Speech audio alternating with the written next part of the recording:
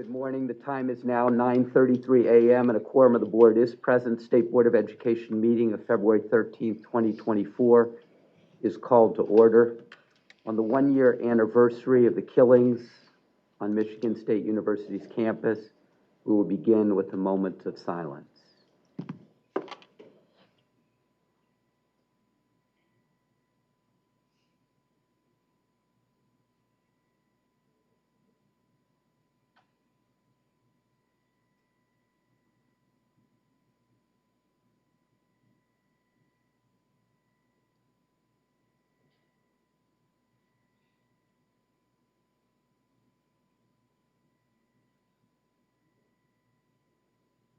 Thank you. First item on the agenda is the approval of the agenda in order of priority. Board, unfortunately, our first presentation on AP African American Studies from East Kentwood Schools, the National History Teacher of the Year, will have to be rescheduled due to the teacher falling ill. We wish Mr. Vriesman a quick recovery and look forward to their presentation in the coming months. We will have the Teacher of the Year presentation with Ms. Miner to open the meeting as the first presentation today after agenda setting. Are there any items that board members would like to add or delete from the agenda? Please. I'd like to add a resolution onto section 11. Resolution opposing Governor's fiscal year 25 budget transfers from Michigan Department of Education to the executive branch. We have a motion by Mr. McMillan. Do we have a second? Support. Support by Dr. Pugh. Mr. McMillan, to you to read it into the record, please. Be it resolved that the Michigan State Board of Education opposes the following portions of the Governor's fiscal year 25 proposed budget. The transfer of $414.5 million in federal child care payments that go to child care providers on behalf of parents from Michigan Department of Education to the Michigan Department of Lifelong Education Advancement and Potential. The transfer of $15.7 million to fund 77 Office of Great Start positions from MDE to MyLead. That's all it is. If I can just briefly speak to it. Please. Again, why I want to add it, that's all. Why you want to add it, not to the content, please. Well, yeah, I mean, sometimes it goes hand in glove, but in this case, it is quite bare. There's no whereases. As you know, the budget just came out last week. It's large, voluminous. We're still working through it. I think there's other items that probably may not be just transfers, but other items in the budget that we may want to be added at some point. But I did feel, and also some whereases. But I just felt that adding it to the agenda, making it clear that there are concerns that we have, was important. I understand that maybe we're going to have some discussions during the course of the meeting, not just at this agenda item in 11. So by the time this comes up on the agenda, we may want to do something other than just vote on it. And I doubt it would look just like this because it is quite bare. But I think that it's important that we make it clear that there is some strong concerns. And so that's why I at least put it on the agenda. Thank you, Mr. McMillan. Anybody else care to speak to it? Ms. Snyder? I would I'll be voting yes to add it to the agenda. We talked last month about Perkins dollars that really do belong in K through 12, but seemingly we don't have an idea of whether or not they'll stay in K through 12 or they'll go to community colleges through MyLeap, or how that will impact, continuing or career tech ed. So what it feels like is adding this to the agenda makes it really clear to the public that things are happening that have not been defined or discussed out loud, and that's a problem. Okay, thank you, Ms. Snyder. Anyone else? Dr. Pugh? Just to add, I just want to say that I believe that it is our responsibility, this body's responsibility, to be thinking about the Constitution and continuing to make sure that there is that this is following the Constitution or isn't in opposition to the Constitution. So I definitely support the motion and it going on the agenda. And then, as Board Member McMillan mentioned, I'm sure that there will be more discussion because I do want to hear about the literacy supports because there is the $155 million for My Leap to create a committee for literacy achievement. I know that there's already a literacy committee because I know some of the people who are on that committee and eager for that committee to get to work. And then I want to also hear about the $10 million for My Leap and the Literacy Committee to establish the Read Innovation Competition. So I just want to hear about these dollars, these huge dollars that are going over to this brand new department that is how many days old? And unfortunately leaving MDE still without the appropriate staffing that's needed for us to address K through 12 throughout this state. Thank you, Dr. Pugh. Anyone else care to share on adding this resolution to the agenda for further discussion? Hearing and seeing none, if we could do a roll call vote, please. Bullock? No. Lipton? Yes. McMillan? Yes. Pritchett? Yes. Pugh? Yes. Robinson? Yes. Snyder? Yes. And Tilly. Yes. Motion carries. Thank you. Does anybody else have anything else to add to the agenda? Mr. Ms. Chairman. Snyder, thank you very much. I would like to amend the agenda to add a resolution on educational freedom and privacy. I'll read it into the record. We have a motion by Ms. Snyder, support by Mr. McMillan. Ms. Snyder, if you could read it into the record, please. Whereas freedom from government oversight and regulation when government-funded education is not the schooling of choice is paramount to a society committed to the fundamental right of parents to determine and direct the care, teaching, and education of their children. Whereas any student not enrolled in public education should have the reasonable expectation of privacy and not be subject to governmental intrusion through obtaining personal information that is constitutionally protected. Therefore, be it resolved, the State Board of Education strongly opposes the registration of any individual not willfully registered in public education and honors and respects their constitutional right to privacy. Thank you very much, Ms. Snyder. Any other discussion? I would just say it speaks for itself, and I hope that we can discuss it. Very good. Thank you very much. Any other discussion? Hearing and seeing none. Ms. Evans, a roll call vote, please. Bullock? No. Lipton? No. McMillan? Yes. Pritchett? No. Pugh? No. Robinson? No. Snyder? Yes. Tilly? No. Motion passed. Very much. Board, any other resolutions for consideration on today's agenda? Dr. Pugh. Mr. Chairman, I move to place on the agenda resolution acknowledging Chicano History Week and supporting Chicano studies. Okay. We have a motion. Do we have a second? A second. We have a second by Mr. Bullock. We had the hand raised and the voice at the same time. It was almost a nose-to-nose. Dr. Pugh, back to you to read it into the record, please. And I am happy to know that my fellow board member was going for the slide into base to get the second because he helped to put legislation forward.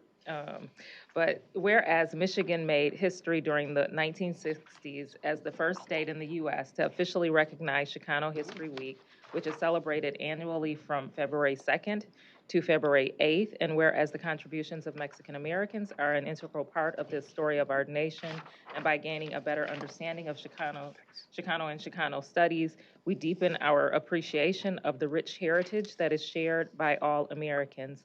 Now, therefore, be it resolved, the Michigan State Board of Education acknowledges Chicano History Week as February 2nd to February 8th of each year and encourage all persons in Michigan to learn more about the important role that persons of Mexican descent have played in the history of our state and of our nation. Be it further resolved, the Michigan State Board of Education supports legislation which encourages public school public schools, intermediate school districts, public school academy, board of directors to ensure instruction of age and grade appropriate instruction concerning Latin American, Hispanic American, and Caribbean American history is incorporated in the history curriculum provided to pupils enrolled in the school district, intermediate school district, or public school academy. Thank you, Dr. Pugh. Is there any discussion? This is on the addition to the agenda. It's not on the content at this point. Hearing and seeing none, if we could have a roll call vote, please. Bullock, Yes. Lipton, Yes. McMillan, Yes. Pritchett, Yes. Pugh, Yes. Robinson, Yes. Snyder, Yes. and Tilly. Yes. Motion carries. Very good. Are there any other motions for addition or subtraction? Hearing and seeing none, if we could have a motion on the agenda as amended. So moved. We have a motion by Dr. Pugh. We have a second by Dr. Robinson. Do we have any discussion on the agenda as amended? Hearing and seeing none, if we could have a roll call vote, please. Bullock, Yes. Lipton, Yes. McMillan, No. Pritchett, Yes. Pugh, Yes. Robinson, Yes. Snyder, No. and Tilly. Yes. Motion carries. Board, we have an agenda. At this time, Ms. Liz Evans, State Board Executive, will introduce members of the State Board of Education. Good morning. You have just been listening to Dr. Michael Rice, Chairperson of the State Board and State Superintendent. To his left around the table, Board President Dr. Pamela Pugh from Saginaw, Board Co-Vice President Ms. Ellen Cogan-Lipton from Huntington Woods, NASB Delegate Dr. Mitchell Robinson from Okemos, and Ms. Nikki Snyder from Dexter. Back to the table to my right are Mr. Tom McMillan from Oakland Township, Board Treasurer Mr. Marshall Bullock from Detroit, Board Co-Vice President Ms. Tiffany Tilley from West Bloomfield, and Board Secretary Dr. Judith Pritchett from Washington Township. Virtually, we have joining us today Stephanie O'Day, the Governor's K-12 Policy Advisor ex officio. Thank you, Ms. Evans. The public may register to provide public comment during the public participation portion of the meeting at approximately 1 p.m. Those wishing to make public comment must register before 1 p.m. to provide public comment by telephone. Please complete the registration form on the MDE webpage, www.michigan.gov/MDE.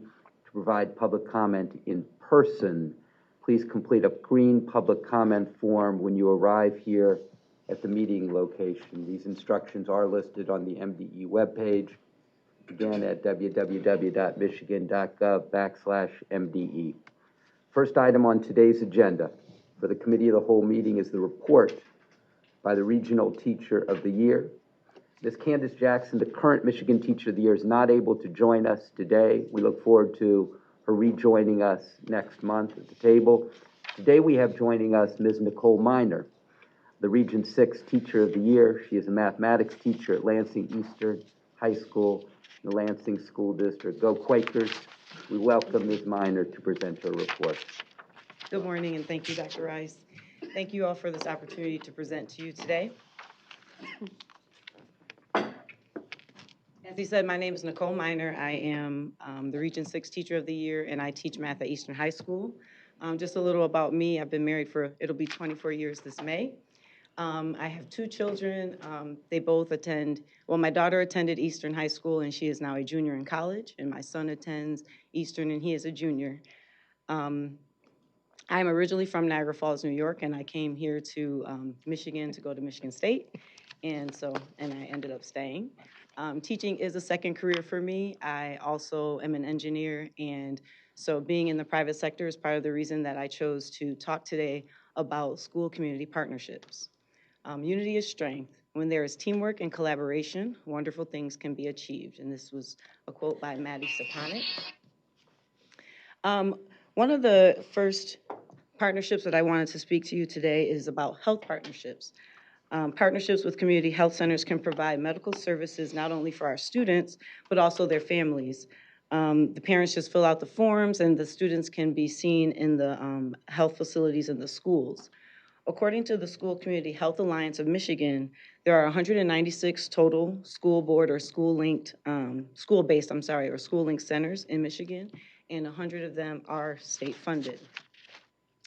There are tens of thousands of children or youth that have used these centers for things such as immunizations, primary care, health education, and mental health care, which as a teacher, I've seen, especially since the pandemic, our students sometimes struggling with their mental health and struggling with depression, anxiety, and after speaking with counselors for students that I've had in the classroom and getting them there and talking with their parents and getting permission for them to speak with the mental health care providers, I've seen a change in their performance in the classroom. So I think that them having access, especially to the mental health care that the school-based centers provide, is a definite plus for a lot of our students in the district. Some more benefits of the school community health centers: it improves student attendance and graduation rates. A lot of times when students aren't feeling well, rather than saying, I just want to go home for the day, they'll ask to go to the center, go get what they need, and then they come back to class and they're ready to continue learning. So that is a huge plus that I see, especially with students in my classroom. They don't try to find an easy way out. They'll go get what they need and come back to class. Another of our partnerships is the financial institutions. In Lansing, we have the Lansing Save program, which yesterday, ironically, there was a presentation at my school for our current ninth graders who were one of the first classes to be for the Lansing Save program when they were kindergartners. And so the representative from MSU, FCU was there to encourage and remind them that they can make deposits into their SAVE accounts so that when they graduate, they will have funds in an account that they can use for education. The representative that was there is actually a Lansing School District graduate, and she also talked about when she was in high school, there was a student-run credit union in her school building. And because of that, that also encouraged her to open a bank account with that credit union that she actually still has to this day. So having student-run credit unions is also a plus with our financial institutions. There are currently 51 student-run credit unions that impact more than 20,000 elementary, middle, and high school students. And so what they have the opportunity to do is learn the banking business, learn how to be a teller, about the branch managers, marketing representatives, computer operators, and actually also accountants.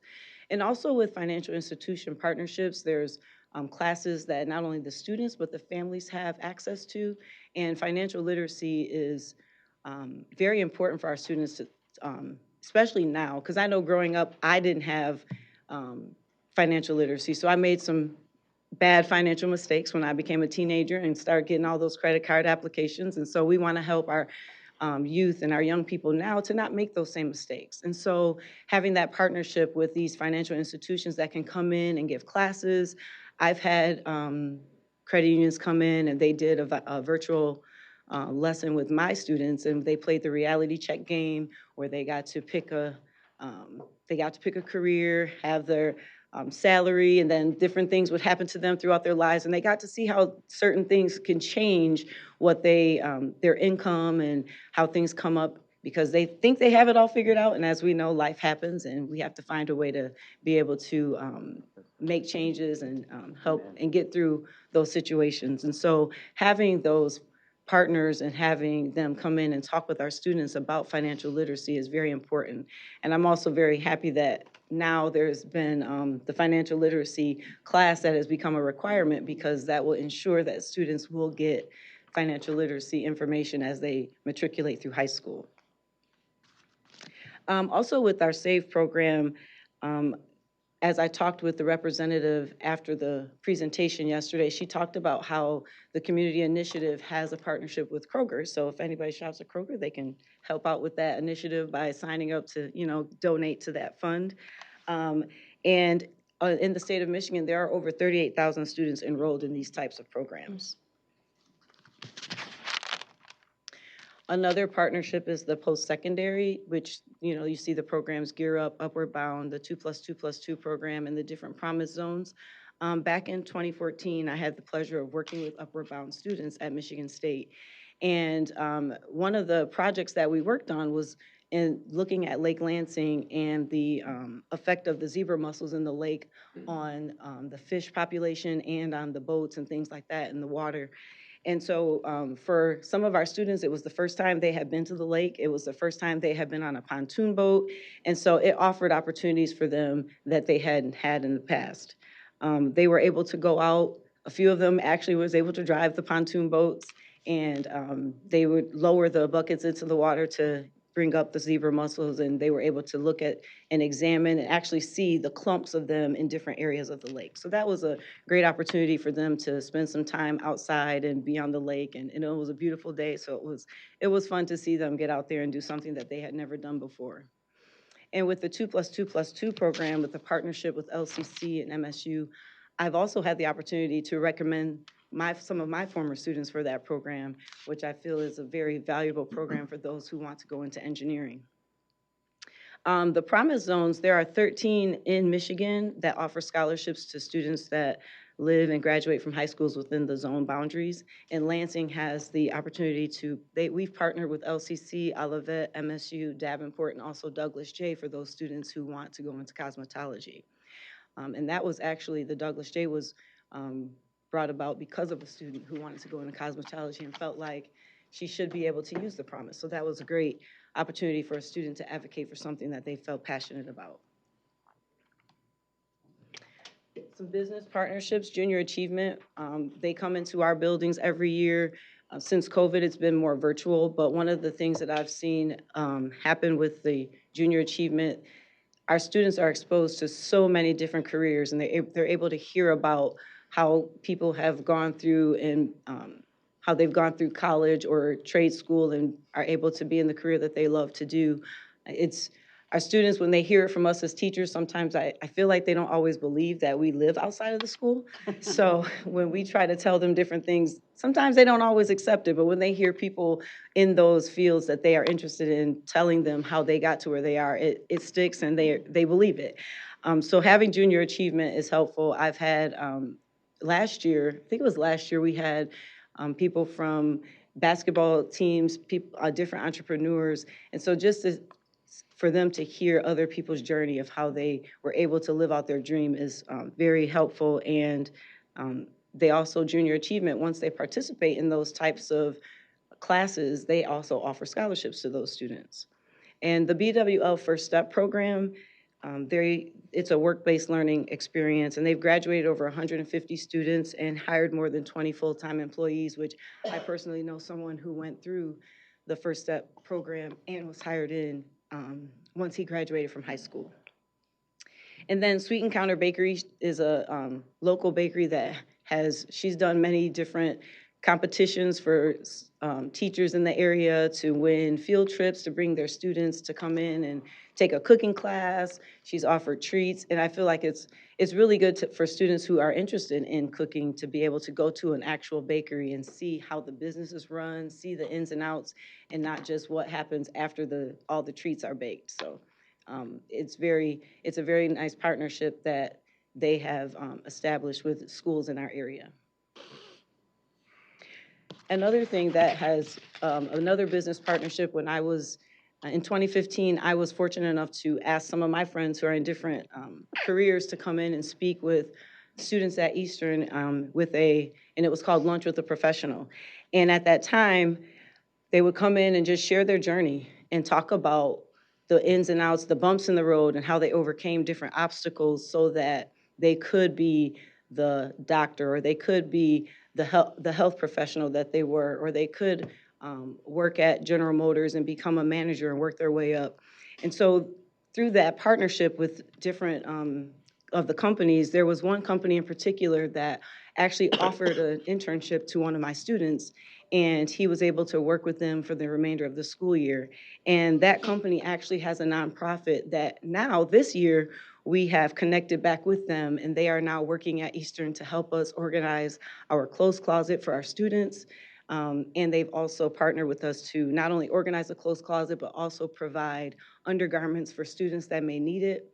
And hopefully next year we can expand that partnership, because they do have a job interview course and kind of talking with students about how to do a job interview, what to wear, making sure their resume is polished, their cover letter. And so we're hoping to expand this partnership, not only from the closed closet, but also to job interview skills. And then career and technical education, we know that that is always helpful for our students because they learn skills that can prepare them for jobs that they want after school. 96, there's a 96% graduation rate for students who take multiple classes in a CTE program. I have a current student who took cybersecurity last year, and he took the CompTIA A+ certification test because that was offered, and he's always been interested in working in IT. He didn't pass it last year, but he is studying again this year, and he has asked me to help him and help kind of mentor him with his studies so that he can take the test again this year to become certified, because he does want to work part-time as an IT professional as he works his way through school. He is hoping to attend MSU, and he would like to help use that job to help work his way through school next year and in the future. And these are just the 4 components. They have the classroom instruction, laboratory learning, work-based learning, student leadership. With CTE, they can learn a lot of skills, and they can actually get internships while they are still in the program that can help them as they, like I said earlier, get part-time jobs. I have another student who is in the CNA program, and she's passed her clinicals, and she was so excited, planning to go into nursing next year. And so the CTE program has helped our students gain those skills that will help them as they are able to not just take classes in college, but also they have the hands-on experience. And then the early middle college program, these pictures are from a visit that Ms. Candace Jackson took to Dearborn schools. And the early middle college program is a program they have there, and we have other programs throughout the state where it's a 5-year program of study. I do have a niece that actually went through the early middle college program, and she was able to, unfortunately it was through COVID, so she had to do part of it online, but she was able to go through, and she's finishing up her last year to receive her associate's degree. And so the early middle college program I feel is valuable because it helps students get those college degrees that may not be able to afford college, or they may not live in a promise zone. But an early middle college program is also another way for them to attain a college degree if that is what they choose. And thank you for your time, and let's continue to have a great school year. That was a terrific presentation. Let's give her that for her. So, questions or comments from Ms. Minor? Mr. Bullock? That was a great presentation. Thank you. And like, as you were going through it, I was going through my life in some of those programs, and then my children. So like, my kids started with and I want to see more of it, is the student-run credit union. So they started in elementary, where the kids were bringing the money, and they all got to be the tellers and all of that stuff, and they still have those accounts. And then but I don't know if they manage the money well, but because they call me a lot. But then they also are, because they all went to school, and they went to different. So I've had kids, because my kids went to charter, public, and private, but they all were eligible for the promise because they were residents of the city of Detroit.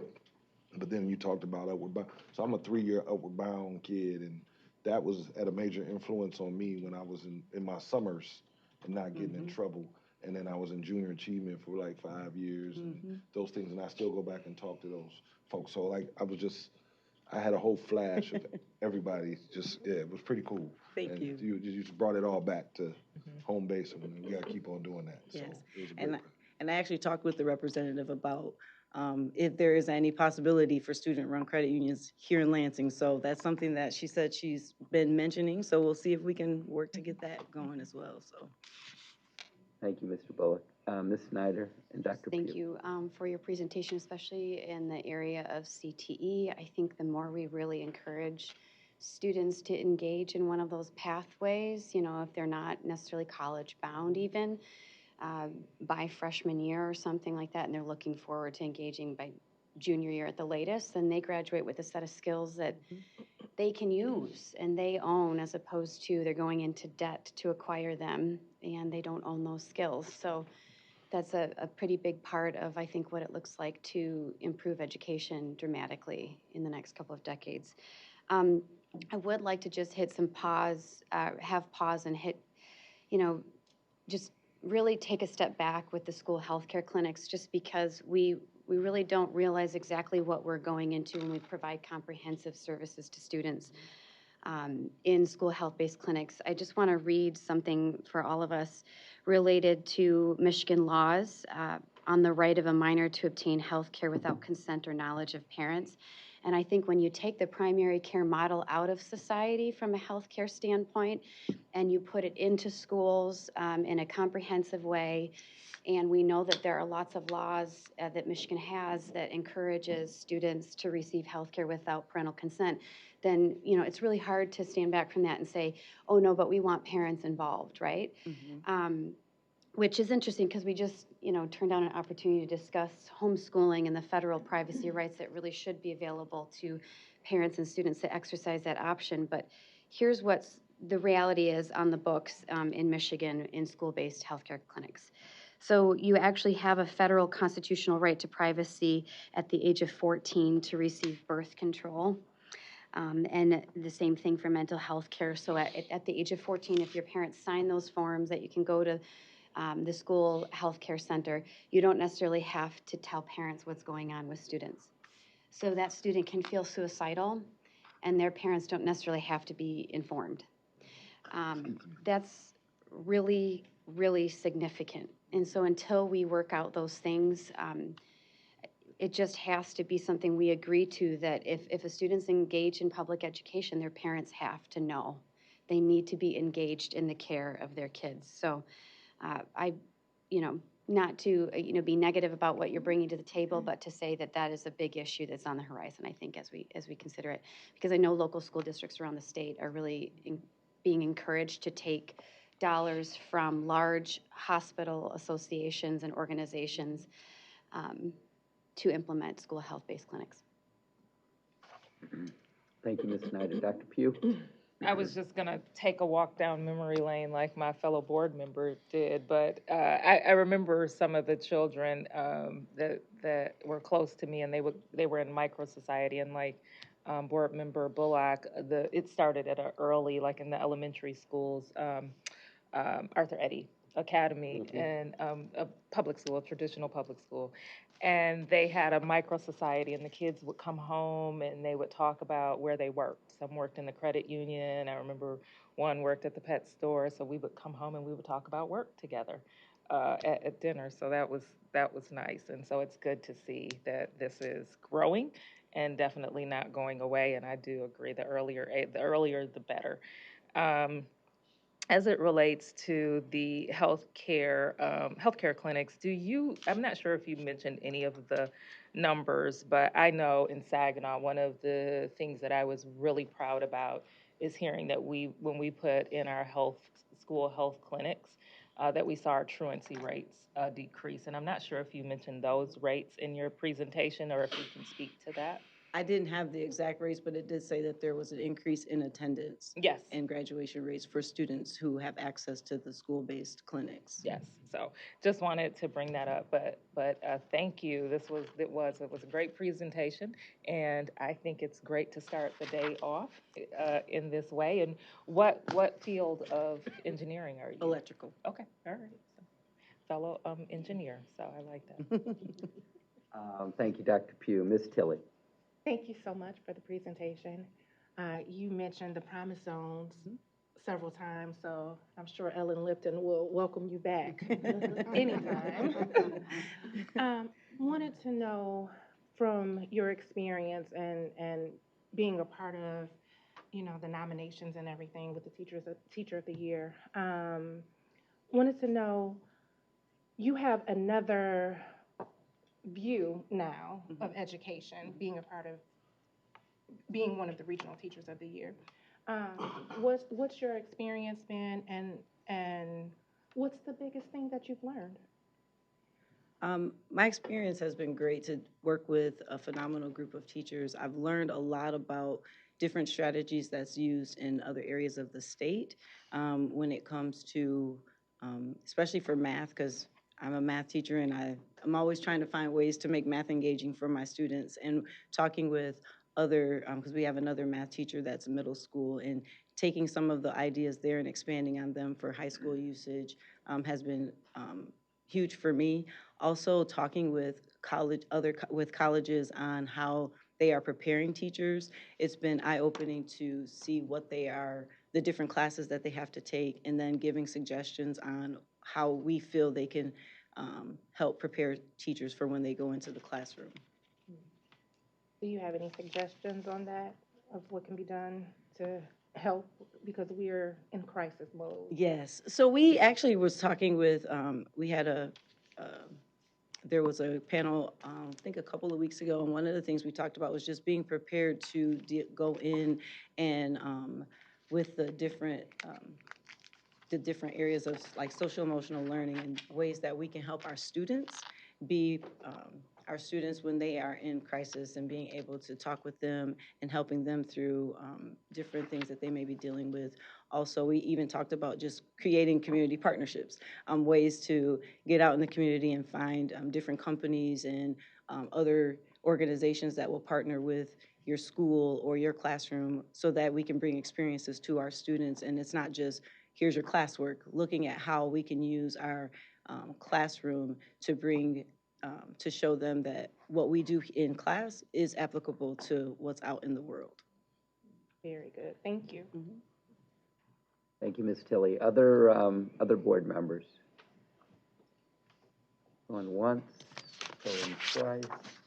Ms. Minor, you covered a lot of ground in 15 minutes. Not surprising from an engineer. Science and math, that interaction between science and math, the power of entrepreneurship, the power of financial literacy, the power of student health, and the relationship of student health to student outcomes, all those good pieces.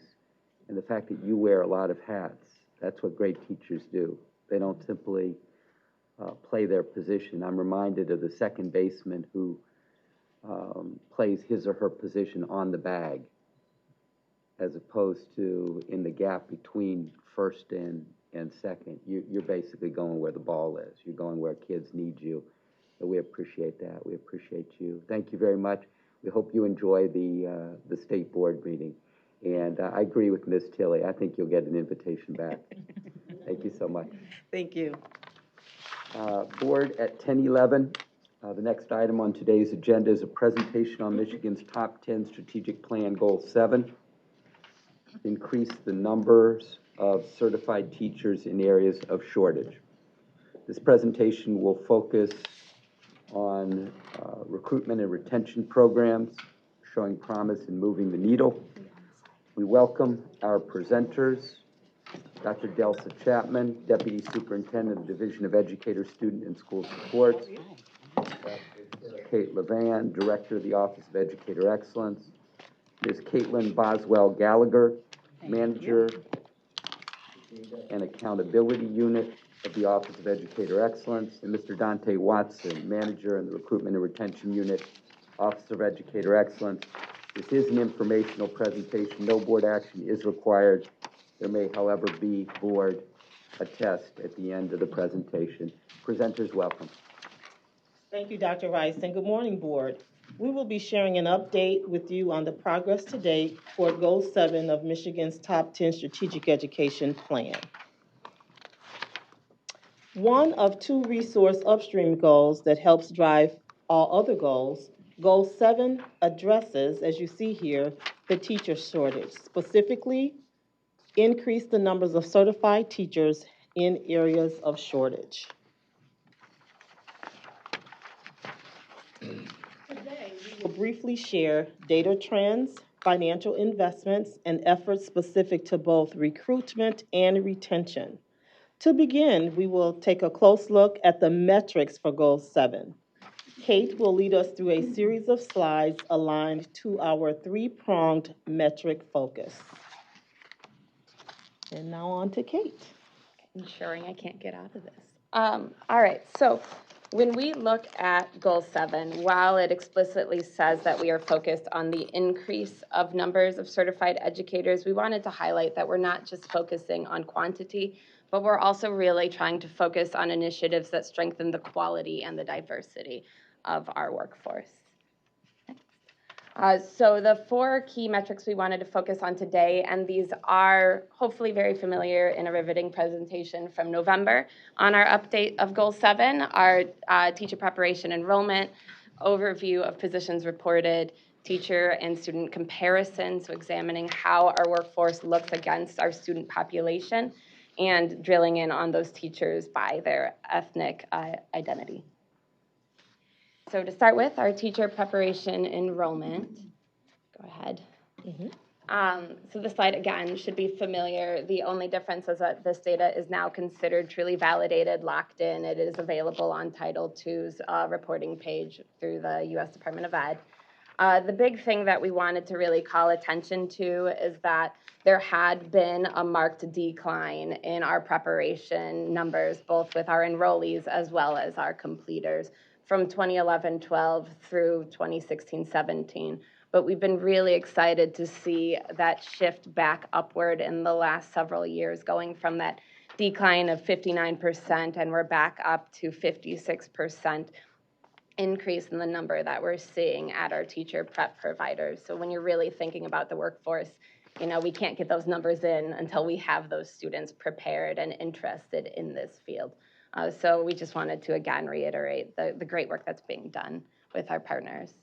So then next is the overview of positions reported, and I am going to kind of go through these quickly, so that way Sarah can get to the real meat of the initiatives that are happening to help us move the needle. But the slide is a lot. We're aware data can be a lot.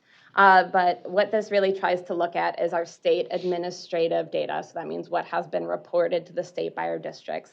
Specifically, we look at the positions that are being reported and kind of think about them in 3 bands because of the limitations we get around this data.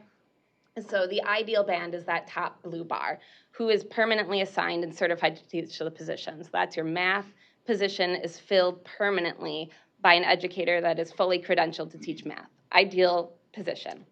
The next band is really where we consider our work area. It's those positions that districts are having to put in a temporarily assigned individual. So it's you know, filling a gap as quickly as they can with permitted educators, or they're having to use individuals that are not fully appropriately credentialed for that position. So maybe your physics teacher is sitting and pushing in during their prep hour to help fill a gap. And so to really highlight it, I believe on the next slide, I thought a graph might be more friendly for consumption. Unfortunately, we have seen what you really want to focus on is that yellow band, that the proportion of the positions we're seeing reported, it is steadily increasing where districts are having to use temporary options, or that not appropriately credentialed ideal option in terms of getting those gaps filled and supporting their students. So some good news, focusing on that diversity metric, teachers by ethnicity. So over the last 7 years, there has been some substantial moving of our needle when we really think about not just, again, increasing numbers, but increasing diversity and quality. We know it's really important for students to see themselves in their educators, that does exponential, you know, growth for them in what types of gains they make in life. So we've been able to see over 1,300 FTEs attributed to Black or African American educators, as well as over 200 FTEs of Hispanic and Latino educators. And while at the state that might not sound like an immense number, when you think about the impact of an educator, you know, as we just saw with Ms. Miner, you know, an educator isn't just talking to one student, they're talking to many students, not even just in their class, but in their district as a community. So it's really impactful to see these numbers ticking up. So again, the less friendly graph or table representation of the data. This again was shown in November, but the exciting part is that if you look in 15, 16 at any of our ethnic rows, we are seeing that increase by 22, 23 across the board with our educators. So some of these initiatives really are starting to help us move that needle up and help our students see themselves in their educators. And then lastly, comparing our teachers to that student population. So this, because of the difficulty with, well, the breadth of data by each ethnic group, we've lumped it into our white versus other ethnicities of identification. The key call-outs, again, are bolded, and it's that note of we're seeing the increase finally come up over time. So they did attribute for 8.2% of our teacher population, and it's now gone up to 10.2%. Similarly, our student population is also shifting to a more diverse student population from 33% to 36%. So again, graphically, a bit more friendly. We wanted to recognize there is still a long way to go to move that needle. We recognize that our workforce does not mirror exactly what our student population looks, but we are excited that the trends are at least matching in pace and that we are slowly starting to see the gains of our efforts. On to Sarah. Thanks. So we're going to shift just a little bit and talk about the funding that has been able to help us move the needle, as well as the programming and initiatives that have started to shape our progress. This should also be familiar. Essentially, over the last years, we haven't had a significant investment in the teacher shortage efforts. We've been super lucky over the last 2 years to have a significant investment from the governor and federal monies. Many of these were initially recommended by the department and advocated by a number of partners.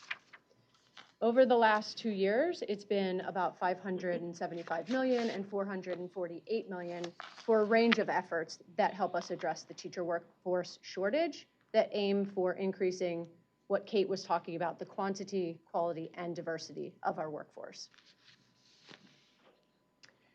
So some of the programs that support the shifts and support Goal 7, perfect. I'm just gonna run through them, some quicker than others. Some we have data around because they're a little bit more substantial in the timelines that we've been working with them. Some are fledgling initiatives, so we'll just introduce those and bring them back at another time to show progress. So the first one is the My Future Educator Fellowship. This is $305 million allocated in fiscal year 23, and recently in fiscal year 24, an additional $25 million. This one's important because it offers a $10,000 scholarship to future educators. These are individuals who are in preparation programs in Michigan who are seeking their initial teacher certification. This is really big because what we find is that cost is a barrier to entry into the profession.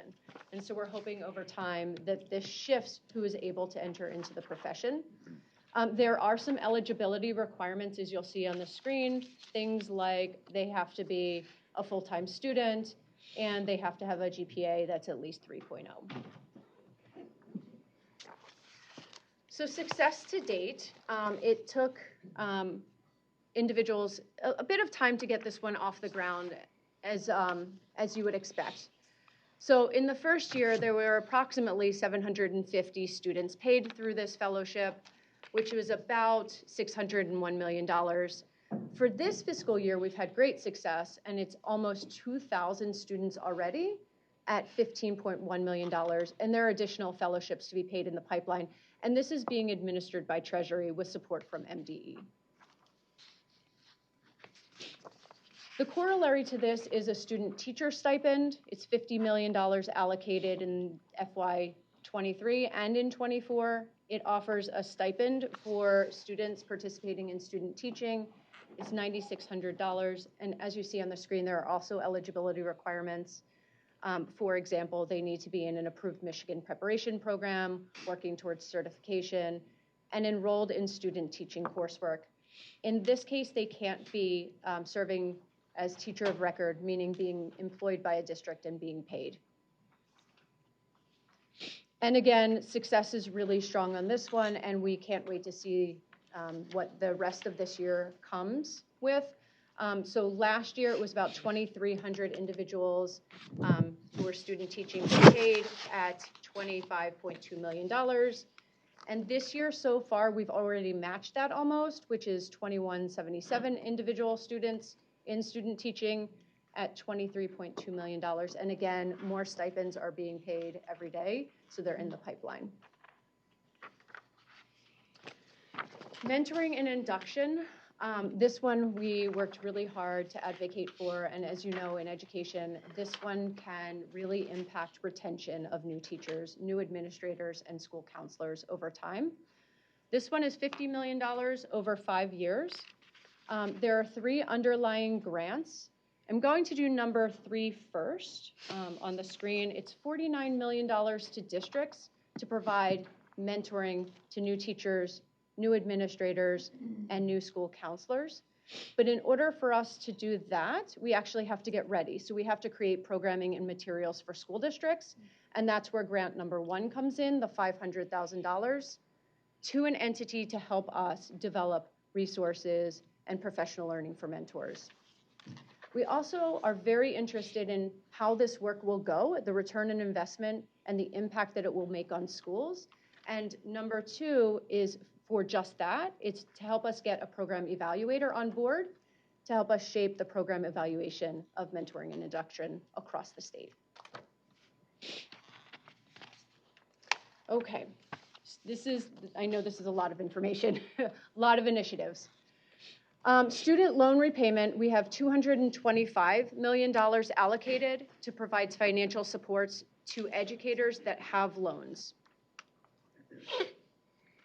There are eligibility requirements. They need to be enrolled in federal public service loan forgiveness programs. They need to be making payments towards their loans, and they need to be employed in their district or ISD in a role in which they're directly impacting or working with students.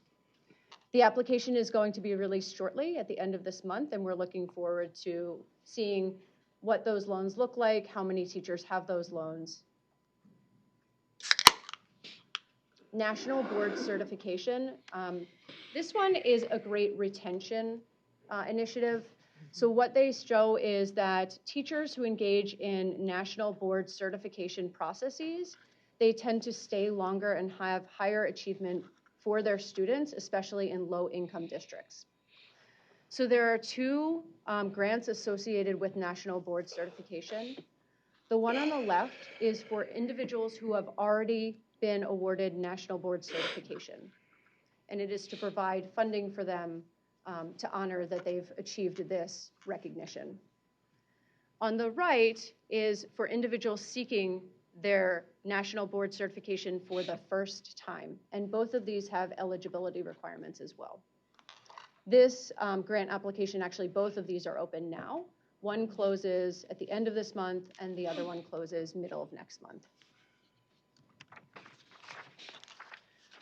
Rural Educator Credentialing Hub.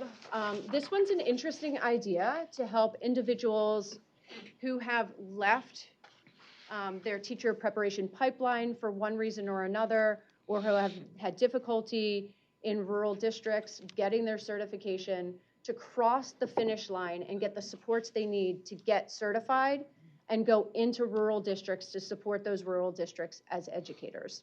This one is $15 million, and it is a grant to a lead educator preparation institution that will pilot becoming a consortium with other educator preparation institutions and rural districts to support educators with all sorts of supports. It could be helping understand why they left and providing financial supports for childcare, or they didn't have the right supports when they were going through preparation programs. It could be understanding and accelerating their experiences and using job-embedded practices to get them over the hump to get certified.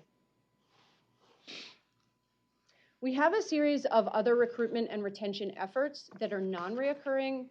Very quickly, you'll see them on the screen. It's $63.8 million to increase educator compensation, $10 million, and $66.3 million for Talent Together. These are very important to us and our partners, and they have a range of efforts that relate to recruitment and retention.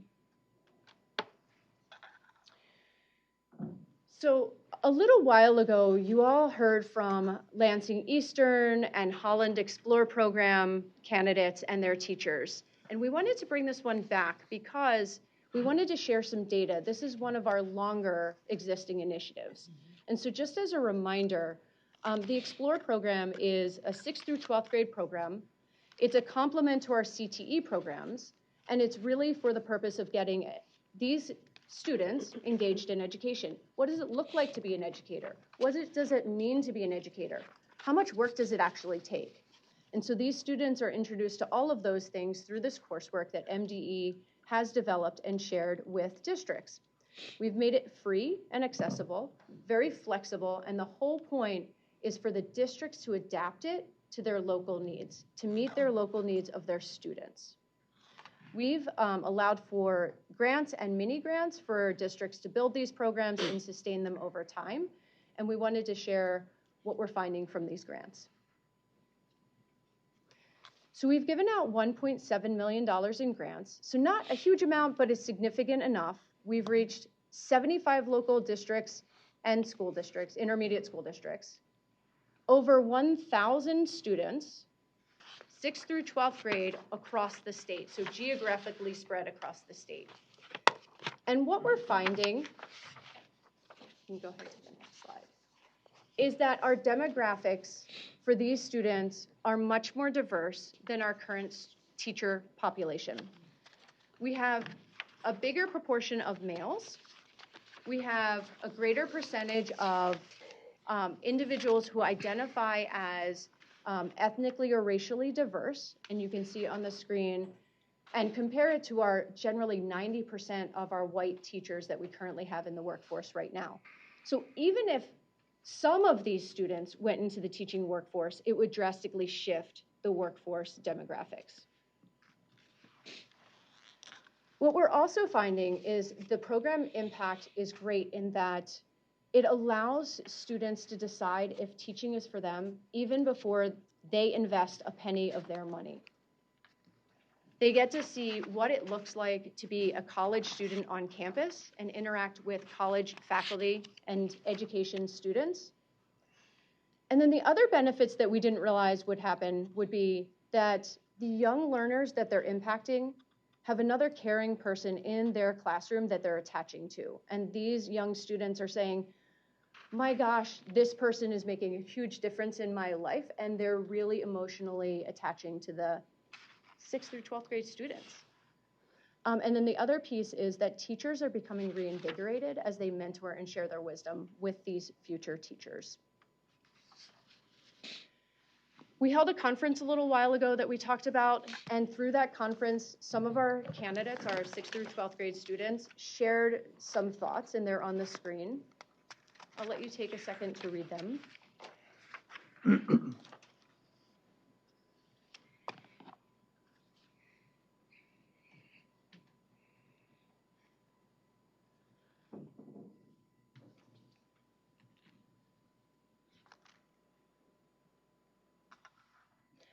One of the things when we were talking with students that never occurred to us was that even if they chose not to go into the education profession, that it was important for them to experience what teaching looked like and felt like, because one of the students said, I know teaching isn't for me, but now when I become an adult, I can advocate for education because I know what teaching looks like and how much work it is. And for us, that's just as powerful. Okay, shifting to our other Grow Your Own program, which is school staff programs. These are programs for individuals who are trying to work at the same time they're completing preparation programs, and we know how hard that is. There are a lot of barriers. These programs are specifically aimed at reducing the barriers and increasing opportunities for someone to gain certification while they work in a K-12 setting. So they gain experience in that setting and they get all of the wraparound supports they need to complete their certification program. We've had grants across the last fiscal years, 3 fiscal years, and in this past couple of years, we've had $175 million to award for these Grow Your Own programs. Which one, you ready to go? Next one. Okay. Yeah, perfect. Out of our awards, we've had 188 awards across 151 districts, both intermediate and local school districts.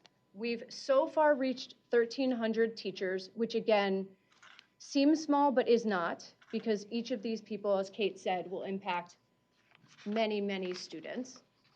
28 teacher preparation programs have partnered with districts to offer courses and tailor the courses and coursework in general to the needs of the districts and the individuals.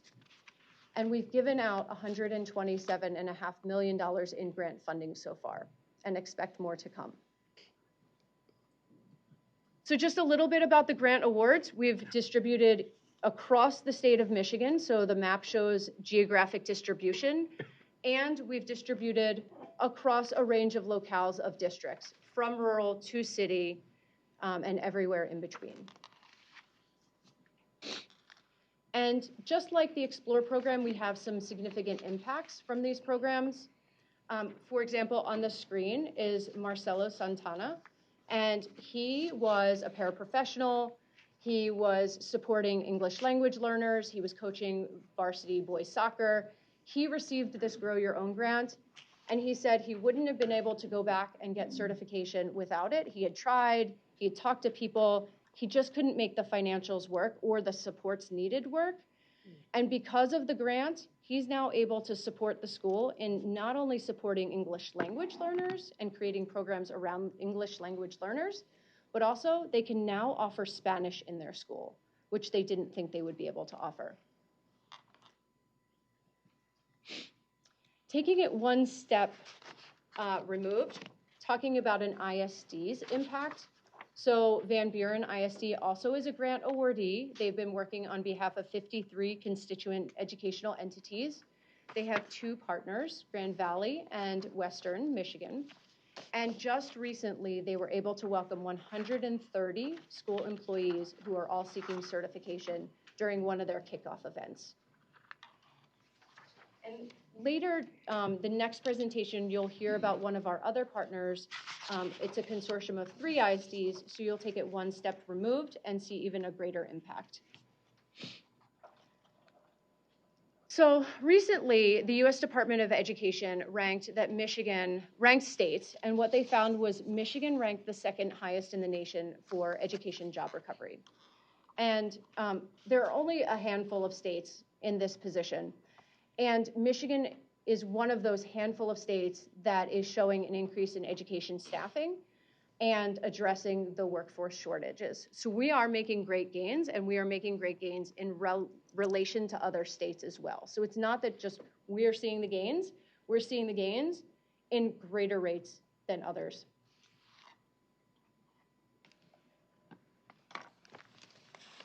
To you. Yes, thank you. So in summary, we note the 56% increase of teacher preparation enrollment over the past 7 years, with specific highlights to the net increases of Black or African American and Hispanic or Latino teachers. Additionally, the state has dedicated significant funds in the last 2 years to addressing the teacher shortage from $0 in fiscal year 20 to $575 million in fiscal year 2023, and over $448 million in fiscal year 24, which has led to new programs that improve quantity, quality, and diversity within the profession. And with that, we would like to say thank you, and back to you, Dr. Rice, for questions and commentary. Thank you, Dr. Chapman. Thank you all presenters, board members, questions or comments. Dr. Robinson. Thank you for this. It's a lot of information, but very clearly presented, and I really appreciate it. I have 2 quick questions. One is a question that's kind of at the intersection of recruitment and retention. Do we know, and it may be too early, but if we don't know it yet, it would be a good thing to get on our radar. Do we know the average time in service for the new people being recruited to the profession through the Grow Your Own programs? Are they staying as long as experienced teachers that have come through more traditional pipelines? It seems to me that would be a really important thing to know, because it's one thing to get people in, it's another to get them to stay. Absolutely. Right? You're absolutely right. It is too new. Most of these initiatives are pretty fledgling. We should, within the next couple of years, know that.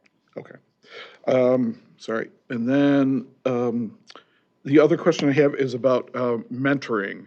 I was excited to see money in the state budget for mentoring of new teachers.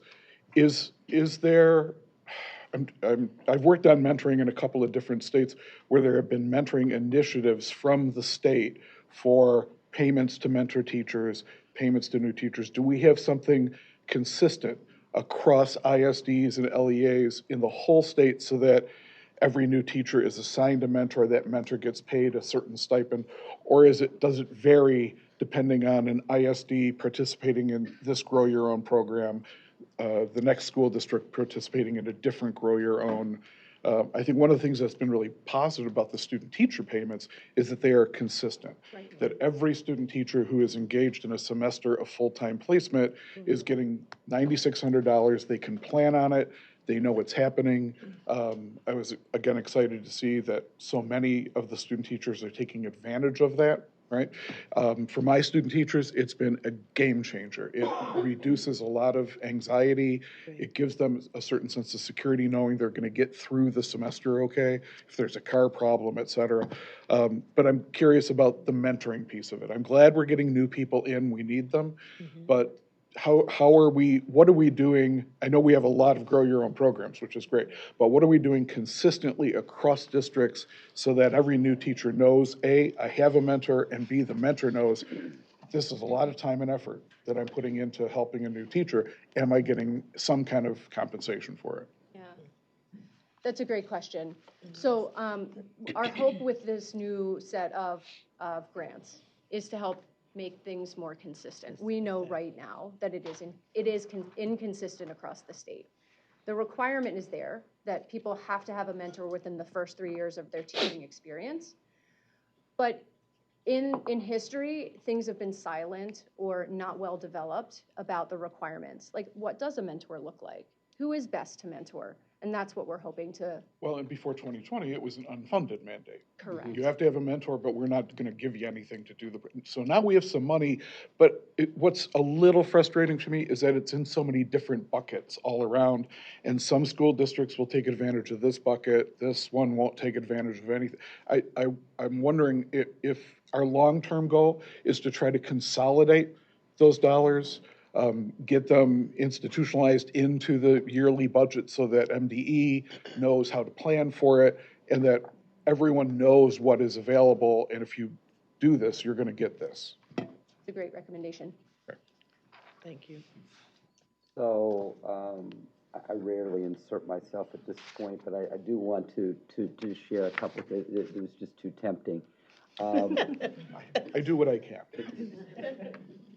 Some of the research questions which you refer are going to be able to be addressed in, we believe, in national research, which we've been asked to be a part of in the last month. We've got 2 national research groups that have expressed an interest in what we're doing in Michigan, want to study more what we're doing and what a few other states are doing. And the questions that you raise are among the questions that we will be raising with them for study. So that's one piece. The second piece is that not only didn't we have funding for mentoring, we didn't have mandatory mentoring except for teachers in any aspect of public education in the state. What we've done in the last few years is we've worked with the governor, we've worked with the legislature to establish funding associated with mentoring. $10 million a year over 5 years, to which Dr. Levan referred. But we've also pushed on the mandatory piece. Teacher mentoring has been mandatory forever. But what does that mean? It means one thing at your school, it means another thing at Ms. Lipton's school, it means a third thing at Dr. Pugh's school, fourth thing at Ms. Tilley's school, fifth thing at Dr. Pritchard's school, and so on and so forth. So what does that mentoring mean? And to what extent are we mandating it for principals, superintendents, board members, new board member training? Amen. So we're pushing mandatory for all of these new positions. Mandatory and funded. Mandatory and funded for all of them, without exception. There's no question about this. And while a few years ago, professional organizations were a little bit concerned, not about the funding, but about the mandating, increasingly they're on board, because increasingly we're seeing who comes into the profession, well-intentioned, intelligent, not experienced, and not necessarily capable. It's one thing to be hired for a position, it's another thing to be ready for the position. And the mentoring helps extend us from recruitment through the pipeline into retention. So I appreciate you sharing that.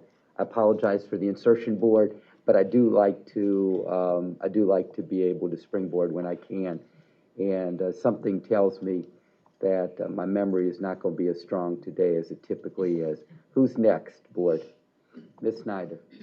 So one of the things I think that you've alluded to through grants and scholarships, the application of sort of the backside of becoming a teacher and helping with the costs is the problem of the cost of becoming a teacher is pretty significant. So in the 21st century, the cost of becoming a teacher has more than doubled. So the average year is $26,000 to $56,000 for becoming a teacher. And when you think about that, the cost is really out of control. So to me, stopping the out of control increases and addressing inflation in education is extremely important. And I think that you guys have a platform that's unlike anybody else, right? You see that, the barriers to becoming a teacher firsthand in K through 12, really impacting that includes your voice at the university level and college level. So my thought process is, have you gone to governance and administration and presented to, say, the boards, Board of Regents at U of M, Wayne State, all of our higher education institutions, and highlighted that the cost of education is literally out of control? So even with, and had greater than a conversation than grants and scholarships, but what will you do about the education inflation? Have you done that yet? So that one's, No, sorry. you go No, ahead. please. Because your experience with NASDAQ, so you can go ahead. Go ahead. Well, after you. No, after you. So we've had conversations, as Dr. Chapman is alluding to, we've had conversations nationally with our national organizations about costs. We've had conversations with our educator preparation providers about being innovative and being able to bring in cohorts of individuals and reducing costs for those individuals and also offsetting costs. So some providers will match. So if there's a cohort, there's an amount of funds, the institution will match those funds. Mm-hmm. So we're coming up with creative ways, but the challenge is that it's a much larger conversation than just for us. And our institutions and our providers have been amazing, and they've been extremely receptive, and they are working on experiential, innovative ways to help bring down costs and create ways that people can complete programs in shorter amounts of time. So I think it would be great to consider what it would look like to do a tour here in Michigan with, business and finance, government relations, and even encourage student, life groups to get involved in the conversation. When you think about it, when they're the ones graduating with debt between $26,000 and $56,000, and they don't get grants or scholarships, or they get a small portion of grants and scholarships, it doesn't make that much of a difference when they graduate. Just depending on where they fall at in the spectrum, there's still stakeholders that would be willing to, I think, step up to the table and say, okay, we have to stop the out-of-control inflation in the cost of education, and yes, then work backwards. But we think your bigger voices are students who are graduating with that debt. There are very few areas in American life right now that have received this kind of inflation. It's insurance, taxes, and education. And how do they start their life when that's what they're swimming in? So I think taking it right to the universities and having the direct conversation with them, I think, would be extremely helpful. Thank you. Thank you, Ms. Snyder. Dr. Pugh? To Board Member Snyder's question, how would the Senate proposal by Senator Debbie Stabenow impact what it is that we're doing? Have we looked at that? We have Proposed not legislation? taken And I a think deep that it just dive into came that, out. no. It's fairly new. Reciprocity. So there was the interstate compact agreement, right? Yes. Okay. And did we talk about that and how that's going to, how we think that that will drive the numbers as far as educators coming in? So, so the last several years, we've had 1,000 teachers initially certified outside of the state, subsequently certified in the state. We think, though that number is significant, that we can do better. We approached the state legislature. We asked the legislature to create a reduced regulatory barrier for veteran teachers certified outside of the state with at least 3 positive evaluations who wanted to come to Michigan to teach. We wanted them to be able to do so without having to take the MTTC. The legislature ultimately passed teacher reciprocity unanimously, counselor reciprocity unanimously. Those are now law, signed into law by the governor. We're pleased with that. We'll be seeing whether that's helped with the numbers or not. This idea's genesis came in a trip that I made to the Western UP when I realized that many of our Western UP educators were recruiting in Wisconsin and felt that it could be easier to recruit if people didn't have to take the MTTC. They thought it was an easier sell for Wisconsin educators who were on their border. It's a great idea. It took a long time with the legislature to make happen. Things take a long time with the legislature, even when they are relatively without contention in the legislature. We'll be watching these numbers to see if they grow.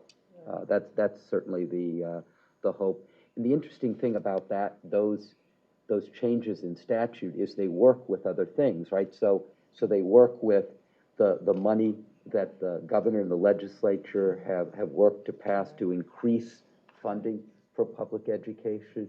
They work with the efforts to improve conditions around public education. People begin to hear this and they say, we want to come back to, or we want to join Michigan's work in public education. So I think all of that is symbiotic in a fashion. Yeah, well, that's good and good advocacy because we would hate for that to be the other way around. Where Amen. Yep. where they were recruiting from Michigan. Just one last question related to page 14, slide number 28, and when we're looking at the retention efforts. And recently, just recently, maybe just this morning, or I've seen in one school district where there's tensions around educator pay, and of course we've heard this across the state. But if you could speak a little bit to the teacher retention efforts, what are we seeing across the state? And what are some of the concerns, and why would a school district have to turn down teacher salary increases when we're seeing like these dollar amounts or the dollar amounts that have gone to their district? I guess it's the messaging is confusing to a lot of people. The increases in dollar, but still we can't get teachers paid what they need to be paid. So let me take a first crack at this, and then maybe you embellish this if we could in that regard.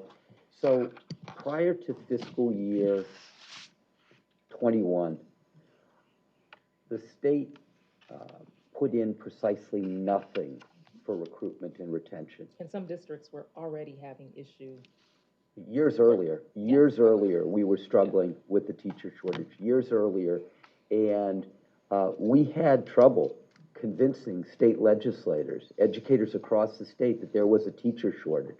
And even in 2019, when I took this position, I went door to door in the state legislature, there were as many state legislators who said there was no teacher shortage as there was a teacher shortage. And of course, if you say there isn't a teacher shortage, you're under no obligation to address that about which you deny the existence.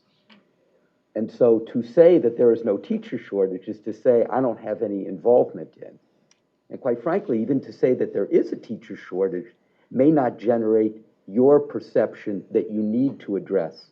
So it took a long time of consciousness raising to And not, pandemic. and well, the pandemic, interestingly enough, exacerbated the shortage and convinced those people who were either deniers or were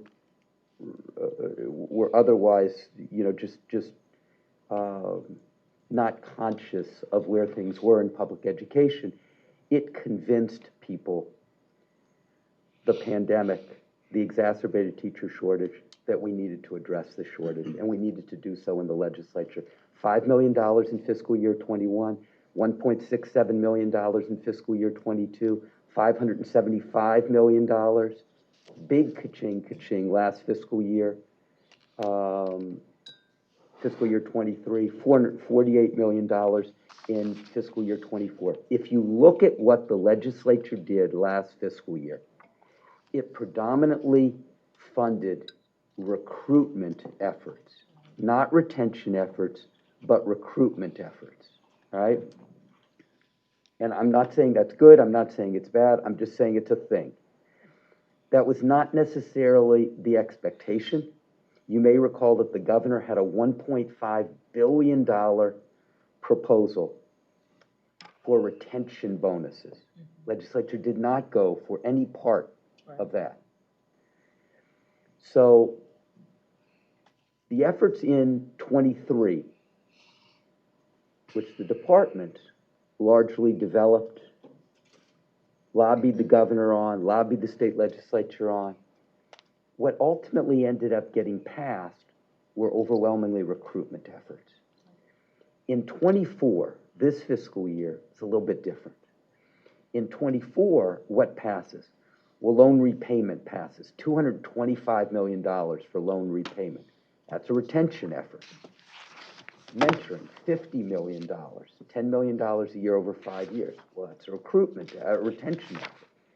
So there's more retention on the back end of this 2-year wave of funding to address the teacher shortage. I'm not suggesting that that's the way it was initially reflected upon. It's the way it ultimately ended up. So that's one thing. The second thing is that we all know that the front end of the pipeline, as hard as it is easier to address than the back end of the pipeline. That's the premise of Dr. Robinson's question. It's the premise of your question. It's the premise of a lot of work that we're doing. If you look at the numbers, so the slide that Kate showed early, the one that she wanted to give short shrift to because she said that you had seen it in November and therefore it wasn't particularly noteworthy. That slide is actually a pretty complicated slide. And if you break it down, what you realize is that the growth is in the program, it is in the ed prep programs. The growth is not what's coming out the back end. That is still flat. Now, I'm not suggesting it's flat in perpetuity. I'm just saying it has yet to rise.